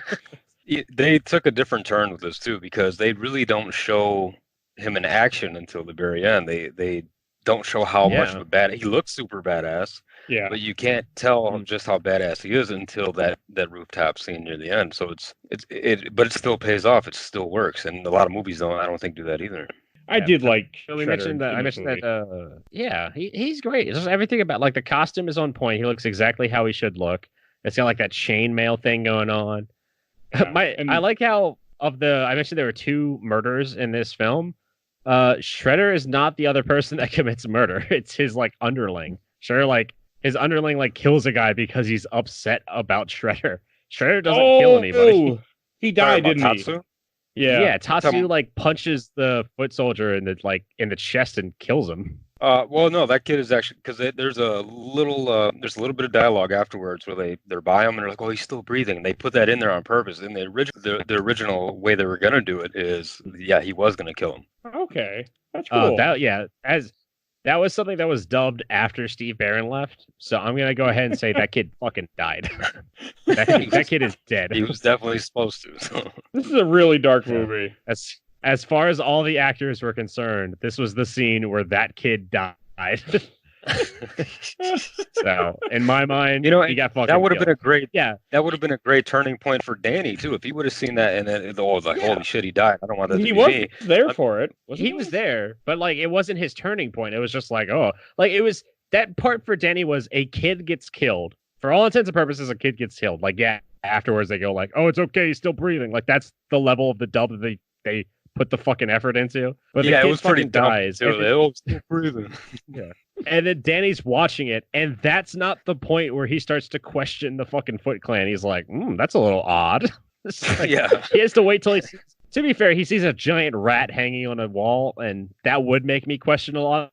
Maybe I shouldn't be too hard on Danny, but yeah, if I was with some guy and he was like, oh, I'm your new father, I'd be like, okay, yeah, I guess I'm into this weird relationship we have since you're like my boss and you're trying to be this like mentor figure. But then once I see you kill a guy, I'm going to be like, yeah, maybe I'm out. I don't know. Danny's a ginger. He doesn't really have a soul, so not until the end.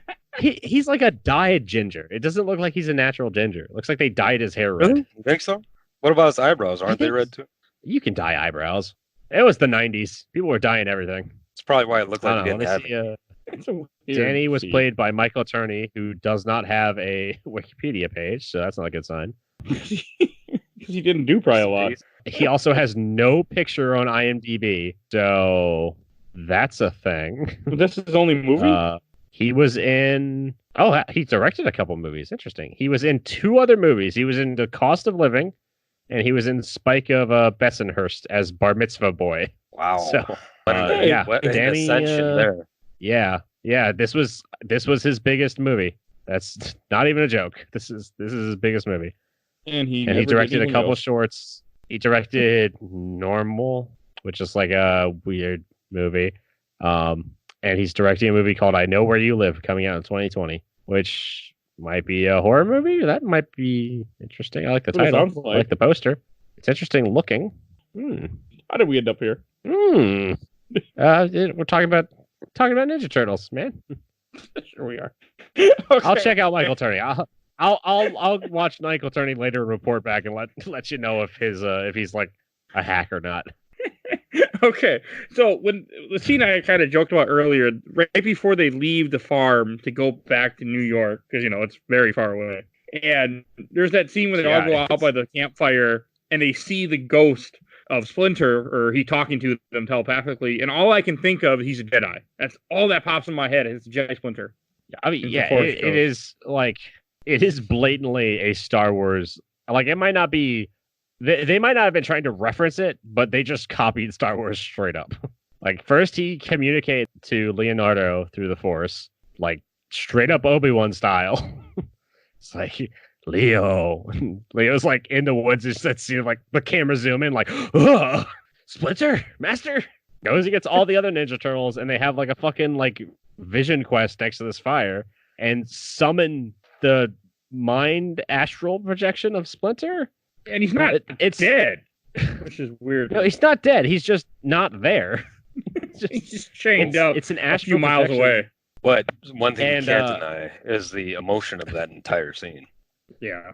Oh, it's so emotional. But like, why didn't he do that right when he got captured, or any time before then? Was Leonardo? Did they show Leonardo before that meditating as well? Because I don't think they did they? It's like they both had to be doing it at the same time. Maybe, yeah. At least that's what I get because he did have to like meditate and like he did have to like group meditate with everybody and get them into the same kind of jam too. Mm-hmm. Well, to do the whole astral projection, but before that is when he heard the voice through the forest or whatnot. Yeah. It took a second. I was like, wait a second. He said. Yeah. Yeah. I like how the first time I watched this, I thought that was really weird. And then the next two times I watched the movie, I was like, yeah, I just accept this. This is just a thing that happens. Like, yeah, that makes sense. This is a weird movie. It makes sense that he is doing this weird astral projection thing and like having a full conversation with them. It is a really emotional scene for some reason. I did enjoy a lot of that. Like, even when they come back and then you have Danny who's been hiding in their hideout. And this has one of my favorite jokes that I did not get until the second time I watched this movie. He's like, I still got a pizza around here somewhere. They're like, pizza? And he grabs it. He's like, do you like penicillin? And it didn't click until this time. I was like, it's got mold on it. That's why it's penicillin. It didn't click. I did not get that joke until earlier today when I was watching it. I thought you were going to bring up the Donatello part where he's talking to Casey. He's like, he's claustrophobic. And he's... I would have, but that joke goes somewhere else, so I didn't want to bring it up. But I guess it's it's not. It's not like it's a product of the time for sure. Yeah, which is really realized sometimes. Like they throw in. We'll just kind of we'll just say they throw in a gay joke, and it just they don't say it, but that's pretty much what they're going for because he doesn't understand what claustrophobic means. And again, it's 1990, so it's because I remember going to school and that being the thing was the insult all the time. But that was the insult. Where now that's not the case. And that it does kind of. There's a couple of gay jokes. That's the one I caught. At the end when Casey's fighting Tatsu, he's like calls him like Tinkerbell. Oh, okay, I didn't catch that. There's a couple of gay jokes, but I will say like for the 90s, pretty good. Like it's pretty tame in terms of like considering like what else we had in the 90s, pretty good. Like pretty. Certainly not progressive, but it's not like almost every like early 90s, late 80s movie, especially horror movies. Horror movies love it. You gotta throw in the F word for some reason. Like that was just a huge thing. People apparently at the beginning of the 80s, everyone started saying that, and they didn't stop saying it until like 1995, and then people were like, maybe we should cool it on this word for a while. Like, and there's also surprised that wasn't another joke. That is very 1990s, where they make a joke about, I can't find it on here, about the show Moonlighting, because Casey Jones and April are fighting. I would not know what that was. I only know now because because I've watched different things about Bruce Willis that talk about that show Moonlighting, where he was on before he did Die Hard. And it's a joke that would have went right over my head multiple times until the second viewing. I'm like, I get that joke. But yeah. There's a joke in there that it was like, it could have only been for like grandfathers, where Michelangelo does an impression of Cagney from Cagney and Lacey. I didn't get that either. Was like, it's a show from like 1981. Okay. That's why I didn't get it. I don't like, it seems odd to reference a show 9 years after the fact. Yeah, because that's when it's like the very beginning, because then April makes the joke of like, oh, that must be like one of Splinter's favorites. And none of them get it because none of them realize it's an old show, because obviously they wouldn't realize it's an old show because they've been living in the sewers. So they're just picking up whatever like VHSs that roll down there. Okay. This movie's a genius. They might have had betas. That's true. They might have had betas. Oh, I still never knew beta existed until way later in a weird anime. There's a lot of stuff like that in this movie, though. Why are those VHS tapes so small? That's my first interaction with a beta machine in their tapes. My first one is what was the big disc? What was Laserdisc? what was that big disc called? There was like a disc that was like the size of an album. I can't remember what it was Laserdisc. called. I know what you're talking about, but I That Pretty sure Laserdisc? it's Laserdisc. was that Yeah. Laserdisc, yeah. It's Laserdisc. Is it Laserdisc? Okay. Yeah, that was like late 70s, right? No, I don't think so. I think I'm asking you as if 1978. you were there. You're right. Like, Mike is I like, remember like- right. yeah, Mike is like a few years older than me. It's not that much older than me, but I like to pretend Mike is like 70. 1978 is when Laserdisc came out. But I remember Laserdisc because my friend Peter, who was on the show before, had Laserdisc of Star Wars. But that's What weird. what was Vietnam like, Mike? Is it as bad as the movies make it out to be? I'm pretty sure. I met people who were in Well, Vietnam. Some of your musical choices would match that time frame, though. So. Well, actually, now I listen to a lot of Taylor Swift, and I listen to a lot of Halsey All right, now. let's really I listen to turn a that down. lot of. What's wrong? I can keep going. I mean, they're think you all. should probably. You know what? I wouldn't be opposed to you editing that out. It won't be. It's in here. I know. Like, I I feel actually. like I know a lot of Taylor Swift by heart, and Halsey now too. You probably know who feel Halsey like, is. editing. I don't know in what that Taylor is. Swift. I don't know what You never Halsey heard of is. her? No, I have no idea what that is.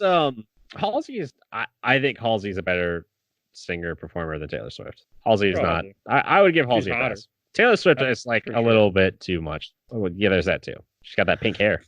Yeah. Whoa, how about none? How it, Halsey is like she's kind of like the new. Would you say Halsey is like the current Pink? Or like- Okay. I just or for maybe some reason like have current, got like- into her music lately. I don't know why, but then again, I'm current like my music taste is really changed. Like what he's referencing, which I'm going to talk about real quick before we continue this movie. I was really into 70s music and 60s music when I was growing up because of my dad, and I hated everything else like an idiot. And it wasn't until I get older I go, I was kind of like stubborn about this, and now I listen to a lot. I still can't get into rap really, but I have listened to a lot more music and really branched out instead of being being stubborn and closing myself off to the world. well, you gotta if you never listened to rap, you gotta ease yourself into rap. You can't just start off listening to fucking Wu-Tang Clan. I listened to a lot of Yeah, rap like- before, not by choice, but somebody on this podcast had played a lot for me when I was younger. No idea what you're talking about there. But yeah, I never I would got like into to, it. But a lot of it with my dad. I really hope that like your like first introduction to rap for Mike was like straight into like Protect Your Neck or something, or like hardcore Tupac. hardcore gangster rap or 100% probably Tupac, right? I'm probably right. Anything that You were I've- obsessed with anything- Tupac. Was it really? It was. It Dipped probably into I think it Tupac? was. That's how you Well, dipped your toe in rap. You listened to Brenda's got a Tupac. baby. However it goes. certain tracks, maybe not the more aggressive stuff. Let's say Okay. I didn't like any of it. maybe Me Against the Okay. World, something a little more uplifting. Okay. Okay. So at this movie, as they come back and then they ambush, and we were kind of talking about earlier, they ambush the foot soldiers in the sewers. They fight them, which is a cool scene. You have April where she's popping people in the head, and you have Casey Jones who then sneaks into the hideout of the teenagers, and somehow they don't notice this 30-year-old, with a bunch of 16-year-olds and 12-year-olds smoking. But hey, I mean, all that Pepsi they're drinking, that blinds you, I guess. Pepsi causes blindness. Diabetes. How old is Casey Jones supposed to be in this movie? 40? I Is would he say in supposed to be like 40. 30? What? I'd say in his I'm 20s. kidding. I mean, in the 40s? I was kidding. All right, yeah, as long as you were playing around. I No, I didn't think mean he's supposed that. to be like the actor looks like he's like 25 or older, but in the comics, I think he's supposed to be like kind of around their age, maybe like high school age. Not this But guy. then he's but in the dating comics, April. high Well, school he age, yeah. was. And April's He was- like an adult. He's born in 1961, so he would have been 29 at the age of this when he's filming this movie. And he looks like it too. Yeah, I mean, Yeah. still, it's So they is he should have supposed to be noticed 29? there's something wrong here. Like he's dating, like he's April's love interest, and she's got to be like 30, like around 30. I can tell you. And how I old feel the like actress Casey was. Jones is that doesn't matter for movies. Like fucking, I she know. could be 30 and playing a high schooler. Movies Hey, they're born that the doesn't matter same with year. Hollywood. They were the same age, Were they really? or close to it. If I can't do math, I'm not sure. I'm gonna guess April was meant to be around 30, but it feels like Casey Jones is meant to be like like No. maybe 19 or 20. He's 7 years older. So she's supposed to be the actress was in her early 20s as of this, where he's 29. And she looked older. He was 7 years older? Yeah. 1951, Damn. 1958, Elias. 6, 7 years, take a year. 7 years. Damn, Elias Koteas' fucking age is great. Holy shit, I just looked at a picture of him. He's 58. He looks fucking amazing. Yeah, it looks good for his age. Yeah, it looks really good for his age. Holy I shit. mean, he definitely doesn't have that long hair anymore, but you know.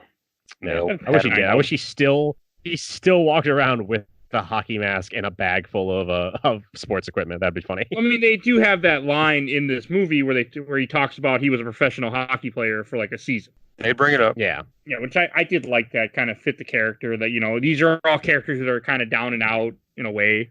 All right, It's a perfectly crafted movie. Everything makes sense. Everything makes sense from it's not even that it makes sense from like the perspective of a child. Everything makes sense to any viewer. You can suspend your disbelief and just get, like, the fact that the pizza is still there when they go back to the sewer. It's the same pizza that they ordered at the beginning of the movie. Like, everything has a purpose. Everything is kid set up. ordered. I think he said I ordered pizza. No, the one in their hideout. Yeah, because he said he had pizza and he might have pizza lying around. That's when they look for it and they find the pizza and it has penicillin on it. Oh yeah. But like, they set that up. Like, it's Mike, they don't have penicillin on the pizza. That was kind of like a yeah. I know, like a mold joke. Yeah, but But, I They mean, didn't order it with penicillin. like They ordered it with they actually put it on anchovies. to try to save the pizza. Let's put some penicillin on it. hey, but you know what? Yeah. If they're turtles, they You shouldn't have gotta a balance problem out with the mold. anchovies somehow. They're turtles. I think turtles probably wouldn't eat mold. I don't think that's how turtles work, Mike. I don't think turtles are immune to like they can eat as much penicillin as they want and they'll never get sick because of it. Like, I'm pretty sure they still die. That's not how turtles operate. Yeah, turtles are like nature's filter. You put anything in them. Turtles do not eat mold, or do not leave food in turtles' tanker cage where it can mold or rot. Well, there you go. So they Into can't eat turtle mold. eyes. They can, but What? That could be dead. You said that. You started that as if you got us. You were like, aha! I didn't mean to. Told ya. I guess you caught. It's like as if you caught us in some weird lie. I caught myself and As you changed can it. see. I don't know. As you see here, turtles cannot eat mold, which is why they can eat penicillin. Point Mike. I don't understand where I was going. All right, so and after they fight, they end up fighting on the roof somehow as they're fighting. And Yes. April's still in the sewers for some reason. And that's when they finally introduce Shredder to the turtles for the first time. And then they make can opener jokes and something about coleslaw for some reason. Well, before that, Casey Jones jumps in the back of I forgot about this. He jumps in the back of a garbage truck and straight up murders 3 foot soldiers into oblivion. Like, And we didn't they're mention. climbing up a ladder. Okay, I was wondering about that also. Oh yeah, it's like they where get the splinter truck out is. too. Like that happens too. Whatever. How long would it take to get to the truck, get in the truck, start the truck, pull the truck forward, back up the truck, and they were already climbing the ladder when he runs towards the truck, yet they're still climbing on the same point in the ladder when he does all this and pulls the truck over. That's a good couple minutes. I've driven big trucks. I know I'm using movie logic, I'm throwing out the window just because, but I don't know, I thought that was kind of funny to me. Yeah, an old truck like that, it would take like 10 minutes, right? Like it's just yeah, he just drives it. so much going on. Oh, but we forgot to mention. He backs it into the ladder, but like this is like a really weird part of the movie, and I don't know if this was like a cut where they like didn't want to show these guys getting like falling to their deaths or something. But the way they cut it is the turtles climb up the ladder, like remaining the leftovers, as Casey calls them, leftovers. They start climbing up the ladder. Casey sees them, jumps in a garbage truck, and backs into the ladder. And it cuts to him getting out of the truck, and you hear them screaming off screen, and they scream as if they fell off a cliff. Like it just goes on for way too long. They fall 20 feet, and it's like, ah. Well, this guy ran over by. Where did they go? Truck. It's like they fell into the fucking like Langoliers alternate world. Like they're just gone. I choose to believe that Casey Jones murdered them out of. He murdered them out of existence, like completely. And there is this scene that I had forgotten about where Casey Jones, when they're rescuing Splinter, and he's getting his ass beat by Tatsu, and then he finds a golf club in the garbage and hits him, and he goes for and hits him, and I still laugh at that scene, even though I'm a 32-year-old adult. I still laugh at that. Still funny. it's one of the things I find funny about Casey Jones, where it's like, yeah, he's a hero, but Murderer. like, without the, he's a murderer. He's a murdering hero, but without like the specific use of a sports-based equipment, he is completely useless. Like he's getting his ass kicked until, like, in a normal movie. In any other movie, it would be like, oh, he knocked over this like box and like a pipe fell over, and now he's got this lead pipe that he can hit the bad guy with. But it's Casey Jones, so he gets pushed into a box of these like really nice golf clubs that I guess the Foot Clan was stealing from people in Lower Manhattan. Yeah. Like thank God the one dude in like Queens that they robbed had a nice pair of golf gloves that they took. Otherwise, he'd be dead. Movie over. I wish there was a scene where Splinter. like. The only thing I wish they had changed about that scene was like he got pushed over. This is how that scene should have gone. He's fighting Tatsu. Tatsu is like kicking his ass. Tatsu like whacks him into a foot soldier and a box, and they both splay over. And Casey Jones looks up, and on his right is the golf club, and on his left is a samurai sword. And he has to choose between them, and he chooses the golf club. That's how that scene should have gone. that would have been better. It's my only problem with the whole movie. Simple tweak. And then as back to where I was before I forgot things. So when they see Shredder on the roof, like that is also a cool scene. Like first they each try to fight him and they each fail miserably, and he has a fucking spear, but he's just hitting them with the butt of the spear and kicking them. I felt odd, but you know, yeah, he couldn't be killing the turtles. This is I guess. The point of the movie where Raphael has learned his lesson and is fighting with his brothers, and then Shredder comes out, and they all attack him individually. Like, they take turns. The whole point of Raphael's story is that he's learning to fight with his brothers and trust them. What? Why are they attacking him one at a time? They're using video game logic. It's like it's not Assassin's Creed. Just all like go at him all at once. Just kick his ass. And Leonardo, the calm one, who is the main one, kind of giving Raphael shit for his attitude problems, ends up losing his cool. And damn near dies. Does he? Yeah. All because he's like, your master Splinter is dead. And it's like, no, he's not. They just talked to him. They know he's alive. But he just freaks out. No, they hadn't. Well, they had the Force. There was time in between, so they could have killed him beforehand. That's true, but like, I mean, come on. I assumed that like if Master Splinters dies, it will still do the Star Wars thing where like they all look into the middle distance and are like, oh, there's been a disturbance in the martial arts. Something has happened. In the martial arts. I assume that like, yeah, and well, you can't be the Force because it's not Star Wars. It's just very much Star Wars. Yeah, that seems straight up. Yeah, it's bizarre. It's bonkers. It's madness. But then, so this fight is going on. What'd you say? Like 4 stories up? Like it's a good sized building, and everybody street level can hear everything. Like they're just screaming. Like Shredder is not yelling at them. He is very calmly like mocking them. He's very calmly like trying to rile them up, and he's like, "Your master's like trying to communicate to you. You could have saved him. You could have." Very calmly and like on the ground, Casey Jones is like, "Oh, I have to go save Splinter." He's clearly talking about Splinter 4 stories up in Brooklyn. It's something easily heard. And that's when he turns to Splinter and says, and then Splinter's gone because he, the beat up rat who's been chained up and probably not fed or given water for days somehow runs up the ladder to go what fight. The fuck, Splinter? Like, what the fuck, Splinter? Like, what a dick move. Like, Splinter could have gotten out at any time? What the fuck? Was this like a whole like lesson thing? Like he was only doing this so that Raphael would learn something?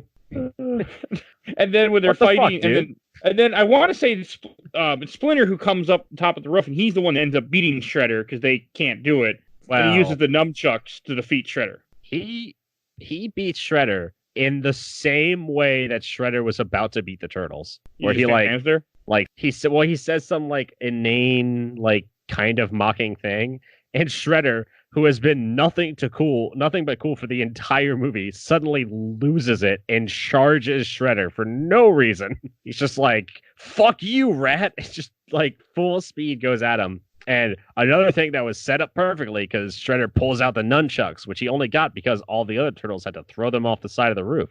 but you see the nunchucks get caught on the ladder, which I guess means that Shredder very quickly climbed up the ladder without anyone noticing. Got the nunchucks, but it's that great shot. It's that great movie shot of you see all the weapons go off and the nunchucks get caught, and you're like, that's gonna be a thing. I'm gonna wait for that to become a thing. And it's like, oh, he's on the roof. What does he have? Oh, he's got the nunchucks. And yeah, the full on like ridiculous cartoon flip that I love.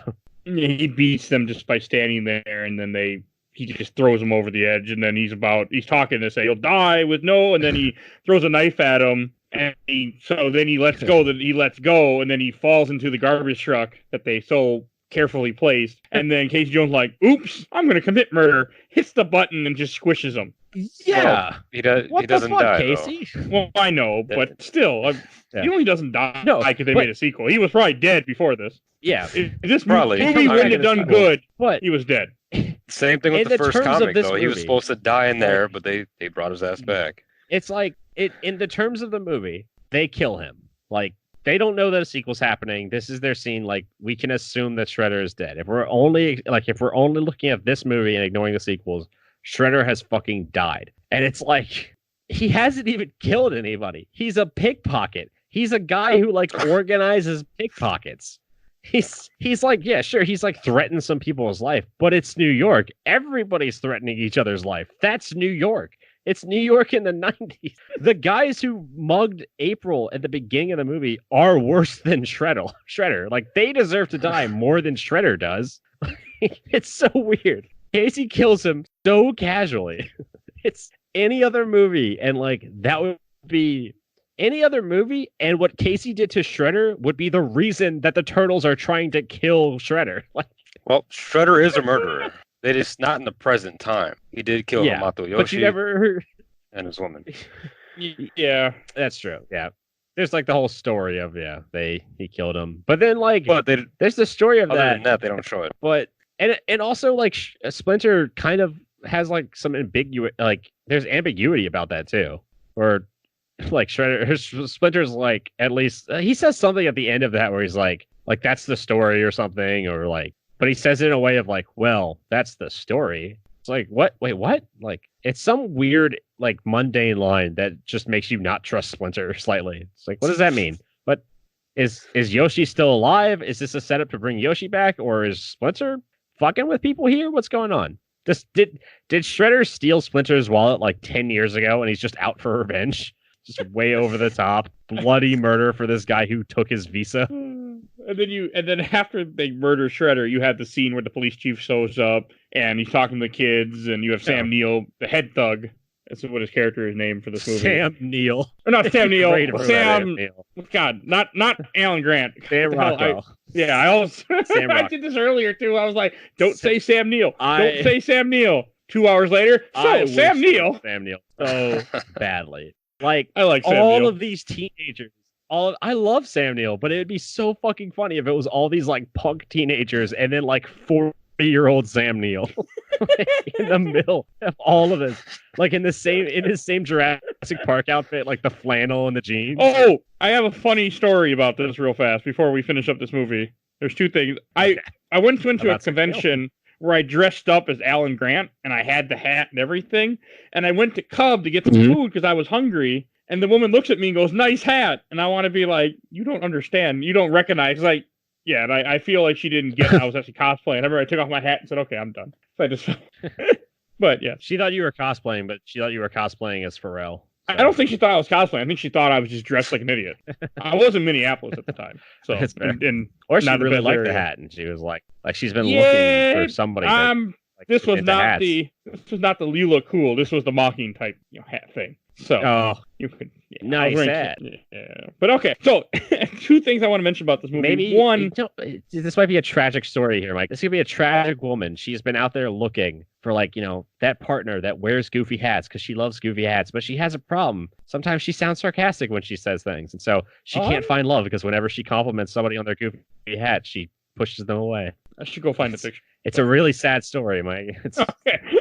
One thing we forgot to mention that plays a big part in this movie is throughout the movie they talk about how there was a crime wave in Japan that was very similar to the crime wave that's happening in New York with the kids stealing everything and the foot and all that. Yeah. So That plays a big Again, part. a crime wave of theft, not murder, of theft. All the murder comes after, and the Turtles and Casey Jones show up. So, Yeah, the murder. It's really like an anti-vigilante movie. The murder doesn't happen until the heroes get involved. and then at the end of this movie, after Shredder's killed, you have a couple scenes where Casey Jones and April finally kiss, and she's like, "Shut up and kiss me already," or something like that. I don't have the exact line in front of me because I closed that tab. But it made me smile. A weirdly long time. Yeah. There's one thing that we kind of skipped though in that ending scene though, when the police chief is talking to the kids, and they bring up where they can find all the stuff that Shredder stole and all that all over on Lairdman Island, which is the creator's combined name or whatnot. I didn't get that. Yeah, it's the East Warehouse. The East Warehouse on Lairdman Island. Yeah, so I like that. Now, what kills me about that though is that he easily told the cops where Shredder could be found. So why the hell didn't this happen sooner? Like, obviously, there's going to be kids that deviate from hanging out there and feel like Danny did and want to go back to their parents. So they go back to their parents, and their parents are like, "Well, where the fuck were you, little Timmy?" And he's like, "Well, I was beating off with the Shredder and smoking cigarettes." Beating off with the Shredder. Over at this certain warehouse place, and then parents tell the cops are on Shredder, and end of movie. So it's like kind of like a plot hole there. It kind of bothered me when I heard that again. Maybe like that's an easy fix too, where it's just at the beginning of the movie you say like there's like a brutal crime wave going around, like burglaries, pickpockets, and also a bunch of kids are getting murdered for some reason. They just set it up so like all the kids that try to like leave get killed. Well, that's the issue too, right? So if these kids are out in the city stealing stuff, they could deviate and go back home somehow. So I don't know. They just they didn't tie that up too well, I don't think. I think the assumption is that like because Shredder is like such an intimidating force that everybody that has ever met him, because you personally meet Shredder, that's how you get inducted into the Foot Clan. It's like everybody that's ever personally even seen him is too afraid to rat him out. I think it's the implication. But yeah, there's going to be some kids that like you just have to expect are going to be like, I'm going to go tell the fucking cops about this. Or they like get picked up and they're like, well, I'll just rat. Like, I'll just snitch and get reduced sentence or something. I guess that's what we're going to have to go with, because this is one of those movies where you got four giant ass turtles that can speak fluent English, and that's the least of our worries at this time watching a movie like that, right? I like when the police chief goes up to Sam Rockwell and Sam Rockwell tells them where to find like all the evidence, and then the police chief is just like, okay, and turns around, and then they all just leave. Like, I thought that was weird none of them get arrested. He's just like, okay, get out of here. See, if this is Milwaukee, they all have been arrested. I feel like would Casey Jones's speech, would his like heartfelt speech like appealing to you as a criminal? Would that have gotten through to you? Do you think? No, amazing speech. No, yeah, they would have went at him, I'm sure. This man is like Shredder. He's our family. This is our family. Casey Jones's speech, I shit you not, is family. This is your family. This up here is your family, pointing at the guy he just almost killed. This down here is your family. End speech. That's it. That's all he says. That's all it takes to turn all these kids at the same time against Shredder. That's all it takes. They question everything they've ever known about themselves with this fucking like bullshit speech. And maybe it's because they saw him play hockey and they had a lot of respect for him. I'm kidding. Maybe I have a theory about this, because Danny didn't start questioning the Foot Clan. Like Danny saw a kid get fucking murdered, but that isn't what made him question the Foot Clan. He was still breathing. He was dead. That kid was fucking dead. All right. Oh, we gotta get to the that voice. Kid didn't even do anything. He's still breathing. Like I understand why they had to overdub that, because that kid didn't even do anything wrong. Like the dude just killed him out of anger, like out of frustration. It's like punching a wall. He just killed this like 16-year-old kid out of frustration. It's so violent. Shredder said I suck. But like, that was it. Danny triggered. Danny didn't start questioning the Foot Clan until he saw Splinter hung up on the fence. Casey Jones had nothing to do with the kids questioning the Foot Clan. They walked in that room and they saw a human-sized rat strung up on that fucking chain link fence, and they were like, they had a lot to answer about their entire lives. Like, that's all it takes. You see a human-sized rat, you will question everything. Either that or like Splinter is mind controlling everybody. Like, that's the only other explanation. Like, I like the first one better. When they see the giant rat, they're just like, yes. Oh, like imagine like that's why they somebody didn't question walking anything. They were too stunned. Yeah, like a happily married man for like 60 years walks into a room and sees that human-sized rat, and he's just like, maybe I don't love my wife. I don't know. Just immediately gives up on everything. I think if an old ass man walked in a room with a rat on a cage like he's being crucified, would walk in and walk right the fuck out, just like Grandpa Simpson. Yeah. Like, you see, they need to just they need to take Splinter. Like, Splinter needs to work at like the NSA or something, or like the FBI. Like, they bring in like the highest level criminals in the world. They just like sit them down in a room and they just show them a picture of this fucking rat. They're just like, yeah, you know what? I did it. The plot was mine. It was all me. I tried to kill them. Yeah. Yeah. No, I run the Italian mob. You got me. It's me. I can't. All right. I mean, you got this picture of a rat. What am I going to do? Any last minute things before we go to show for Box? Just how like uncomfortably long that kiss was, and the turtles are cheering them on the whole time. Thank you. You reminded me. And that's when they all have different things, and Raphael goes bitchin'. And I'm like, that wouldn't he have did been say that, right? Oh, yeah, he says bitchin'. How the fuck did we almost miss that? Holy shit. And then that's when they all say something different, and that's when Splinter's like, I like cowabunga. And they're like, cowabunga. Albertin. I like cowabunga. There's such a weird, like, I don't want to say that, like, they handled Asian culture sensitively in this movie, but again, in terms of 90s movies, it was pretty tame. Like, this was far from 16 Candles level racist characters up until that end. The last Splinter line is so like over the top and the weird accent. It's just strange to me. Where he's like, I like cowabunga, and then they dub in the line, I made funny. It's like, what? The fuck? You were doing so good. Why did you dub in I made funny? It's funny. I made funny. It's just, yeah, it feels. It's so weird. It's completely out of place. And then the movie ends in the best way that every 90s movie could end. A rap about the movie. Why did that stop? I have something Why special isn't that planned still for a that thing? at the end of this episode, by the way. Oh, do you really? Yes. That needs to be a thing man. for every movie. And I don't mean like every like fun movie, every like superhero movie, I want the end of Schindler's List to be Liam Neeson rapping about the Holocaust. I want every movie to end with a rap about the plot of the movie. That's the only way. I think they tried it with the reboots. I think they ended up trying that, but it just didn't. It wasn't as good as this.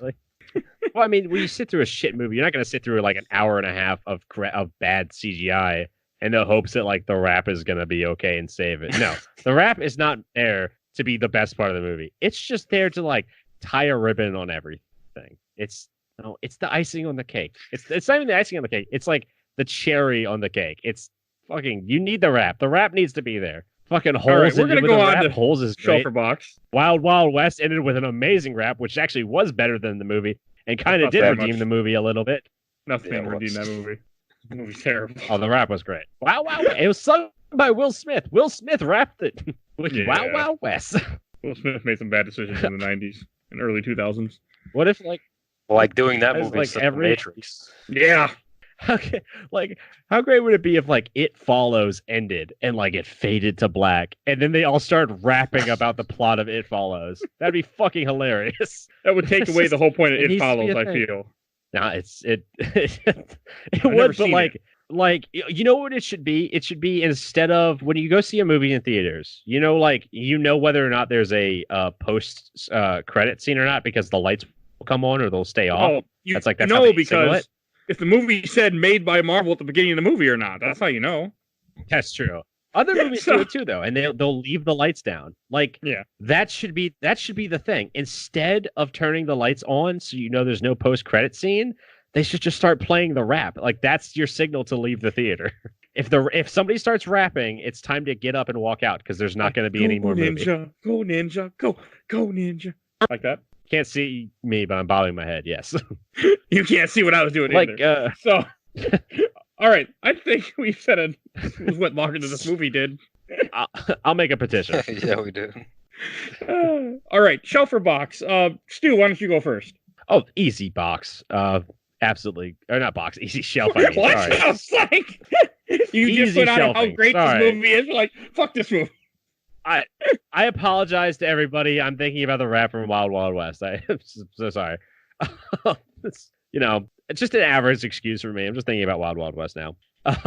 No, yeah, absolutely shelf this movie. It is beautifully crafted. It's of its time. It's got some of those like 90s quirks that could be gotten rid of, and we've kind of moved past them a lot, thankfully. But it's set up so well. Everything that happens has a payoff. Everything has a reason. It's got that perfect like child movie logic where like, oh, of course this would be a thing because that's how a child sees the world. Like, of course that makes perfect sense. It's not the Emoji Movie, just like, we got Patrick Stewart to play a poop. Like, all the jokes are good. All the jokes are like pretty funny, and they're all set up really well, and they all have good payoffs, and they all are timed well. It's goofy. It's fun. There's action. There's drama. It's got everything. It's a perfect movie. Absolutely going on my shelf. Okay. How about you, Red? Now, if you'd allow me to sing you the entirety of Wild Wild West. I will not. Well, for me, I think it might be a little obvious on this one, but this is a movie that I always come back to. Every single year I try to watch it at least once, and it just reminds me of being a kid again. Cutting holes in like a blue cloth just to wear it around my face like Leonardo, and then there was one point I had a cardboard cutout of all of them from the second movie. It was the second movie, I don't know why, but I would always watch the first one anyway because it was my favorite one, and I'd take pictures next to that cutout with the fake bandana on with the eyes cut into it. So no, this is a movie that I will continue every single year to go back to. I mean, I watched it very early this year, so there's a chance I might watch it twice this year, but I'll continue to go back to it, and I'll never get enough of it. It'll never get old to me. I don't know. I love it. It'll definitely go on the shelf for me. Okay. I'll go last. First, I do want to say this is on Netflix, so after you listen to what we have, and you haven't seen it before, or you want to, at least the first 3 for sure are on Netflix. I mean, the first 2, there is no third movie. That never happened. So, if you guys are interested after listening to it. I mean, yes, we talk about the whole movie, we spoiled the movie that came out 30 years ago. It still can't spoil this. It doesn't matter. You're not watching this for the suspenseful story, but definitely. Okay, so for me, this is the first movie I ever saw that my mom brought me to, which I have no recollection of, but she tells me the story every so often. It's definitely going on the shelf. I wasn't sure about it the first time I watched this about a week ago. I was kind of like, I was kind of split on it. But then I watched it again tonight because my wife put it on before she passed out. And I was watching it. I'm like, you know what? This is actually pretty funny. Like, I'm actually having fun watching this movie. It makes me laugh. It's entertaining. So definitely go on the shelf. And I'm really glad I went back to it. And for me, I don't really remember watching this as a child, though. I feel like I watched it when I was real little, and then I don't have any really remembrance of it later on. Other than I remember you had this song on your computer back in the Kazaa days, and you were making fun of this one and Ninja Rap. My recollection of this. Oh man, Kazaa. Yeah, those days. That's a. If I may, right, you know what else is on Netflix? What? Wow, Wild Wild West. Go listen to a good rap. All right, and I think that about wraps up our show. I do have a quick thing I'm going to do after, but I do need to plug a couple things. First, I do want to give a quick shout out to our awesome intro and outro, courtesy of Bulby, aka Mike Stoney, from his EP Bite the Bullet. The song is The Cool Kid Squad, which I never link in the show notes, just his channel. So please follow him on YouTube, as you heard me say many times. Please follow us on Facebook, Instagram, and Twitter. All right, now we got all that out of the way. That's everything, right? That I always say, I think. Yes. Okay. I think. I was waiting for some kind of acknowledgement. I was like, am I forgetting something? I'm still thinking about Wild Wild West. Well, Jay here. West, Desperado, Rough Rider. No, you don't want nada. None of this 6 gun and this brother running this. All right, I'll try I have not practiced this, but I'm going to rap the first verse or try to a turtle power. You want to count me off, Rich, with turtle power? All right, good luck. But all right, you ready? You ready? 1, 2, 3, 4. On the half shell, they're the heroes for. In this day and age, you could ask for more. The crime wave is high, with muggings mysterious. All police and detectives are furious because they can't find the source of this lethally evil force. This is serious, so give me a quarter. I was a witness. Get me a reporter. Call April O'Neil in on this case, and you better hurry up. There's no time to waste. We need help, like quick on the double. Have a pity on the city. Man's it's in trouble. We need heroes like the Lone Ranger when Tonto came pronto. When there was danger, they didn't say they'd be here in half an hour because they displayed turtle power. TURTLE power. Well, hey, right. I will say this: not bad. You dedicated to it. You committed. So good job on that. I didn't practice it. Nothing. I didn't even have it played. I was like, I'm just gonna do it just for the hell of it. Hey, Buffalo Soldier. It's like I told you. Any damsel that's in distress, be out of that dress when you meet Jim West. Is that gonna be our new outro? We start rapping at the end of songs from movies. We just rap the Wild Wild West outro rap with no context whatsoever. Cut all of this out so there's no context to it. All of our listeners wow, these guys really like middle career Will Smith rapper. That's really strange. All right, we will see you guys next month with our yes. I was just gonna say, I do have a friend that's weirdly into Will Smith, not as an actor, as a rapper. Is his name Stuart Hughes? No, no. I went to high school with him. He used to call me because he likes Will Smith so much. There's a Will Smith song that goes, "Booty, look at that booty." It's not the highest form of lyrical poetry, but whenever I would walk in the room, he would always call me Stewie, and he'd be like, "Stewie, look at that Stewie." And I was like, I don't know how I feel about that, but you do you. All right. Funny though, actually. And due to us having if you're still listening, due to us having some scheduling conflicts, this was supposed to be earlier this month, but you will have another movie episode a couple weeks after you hear this one, and then it'll be back to normal with some different changes come in March with our movies, because I forgot to say that earlier. All right, I want to thank everyone for listening to us rap and listening to us talk about turtles for longer than this movie takes place. We will see you all guys eventually again, I'm sure. Bye, everybody. Bye. Bye.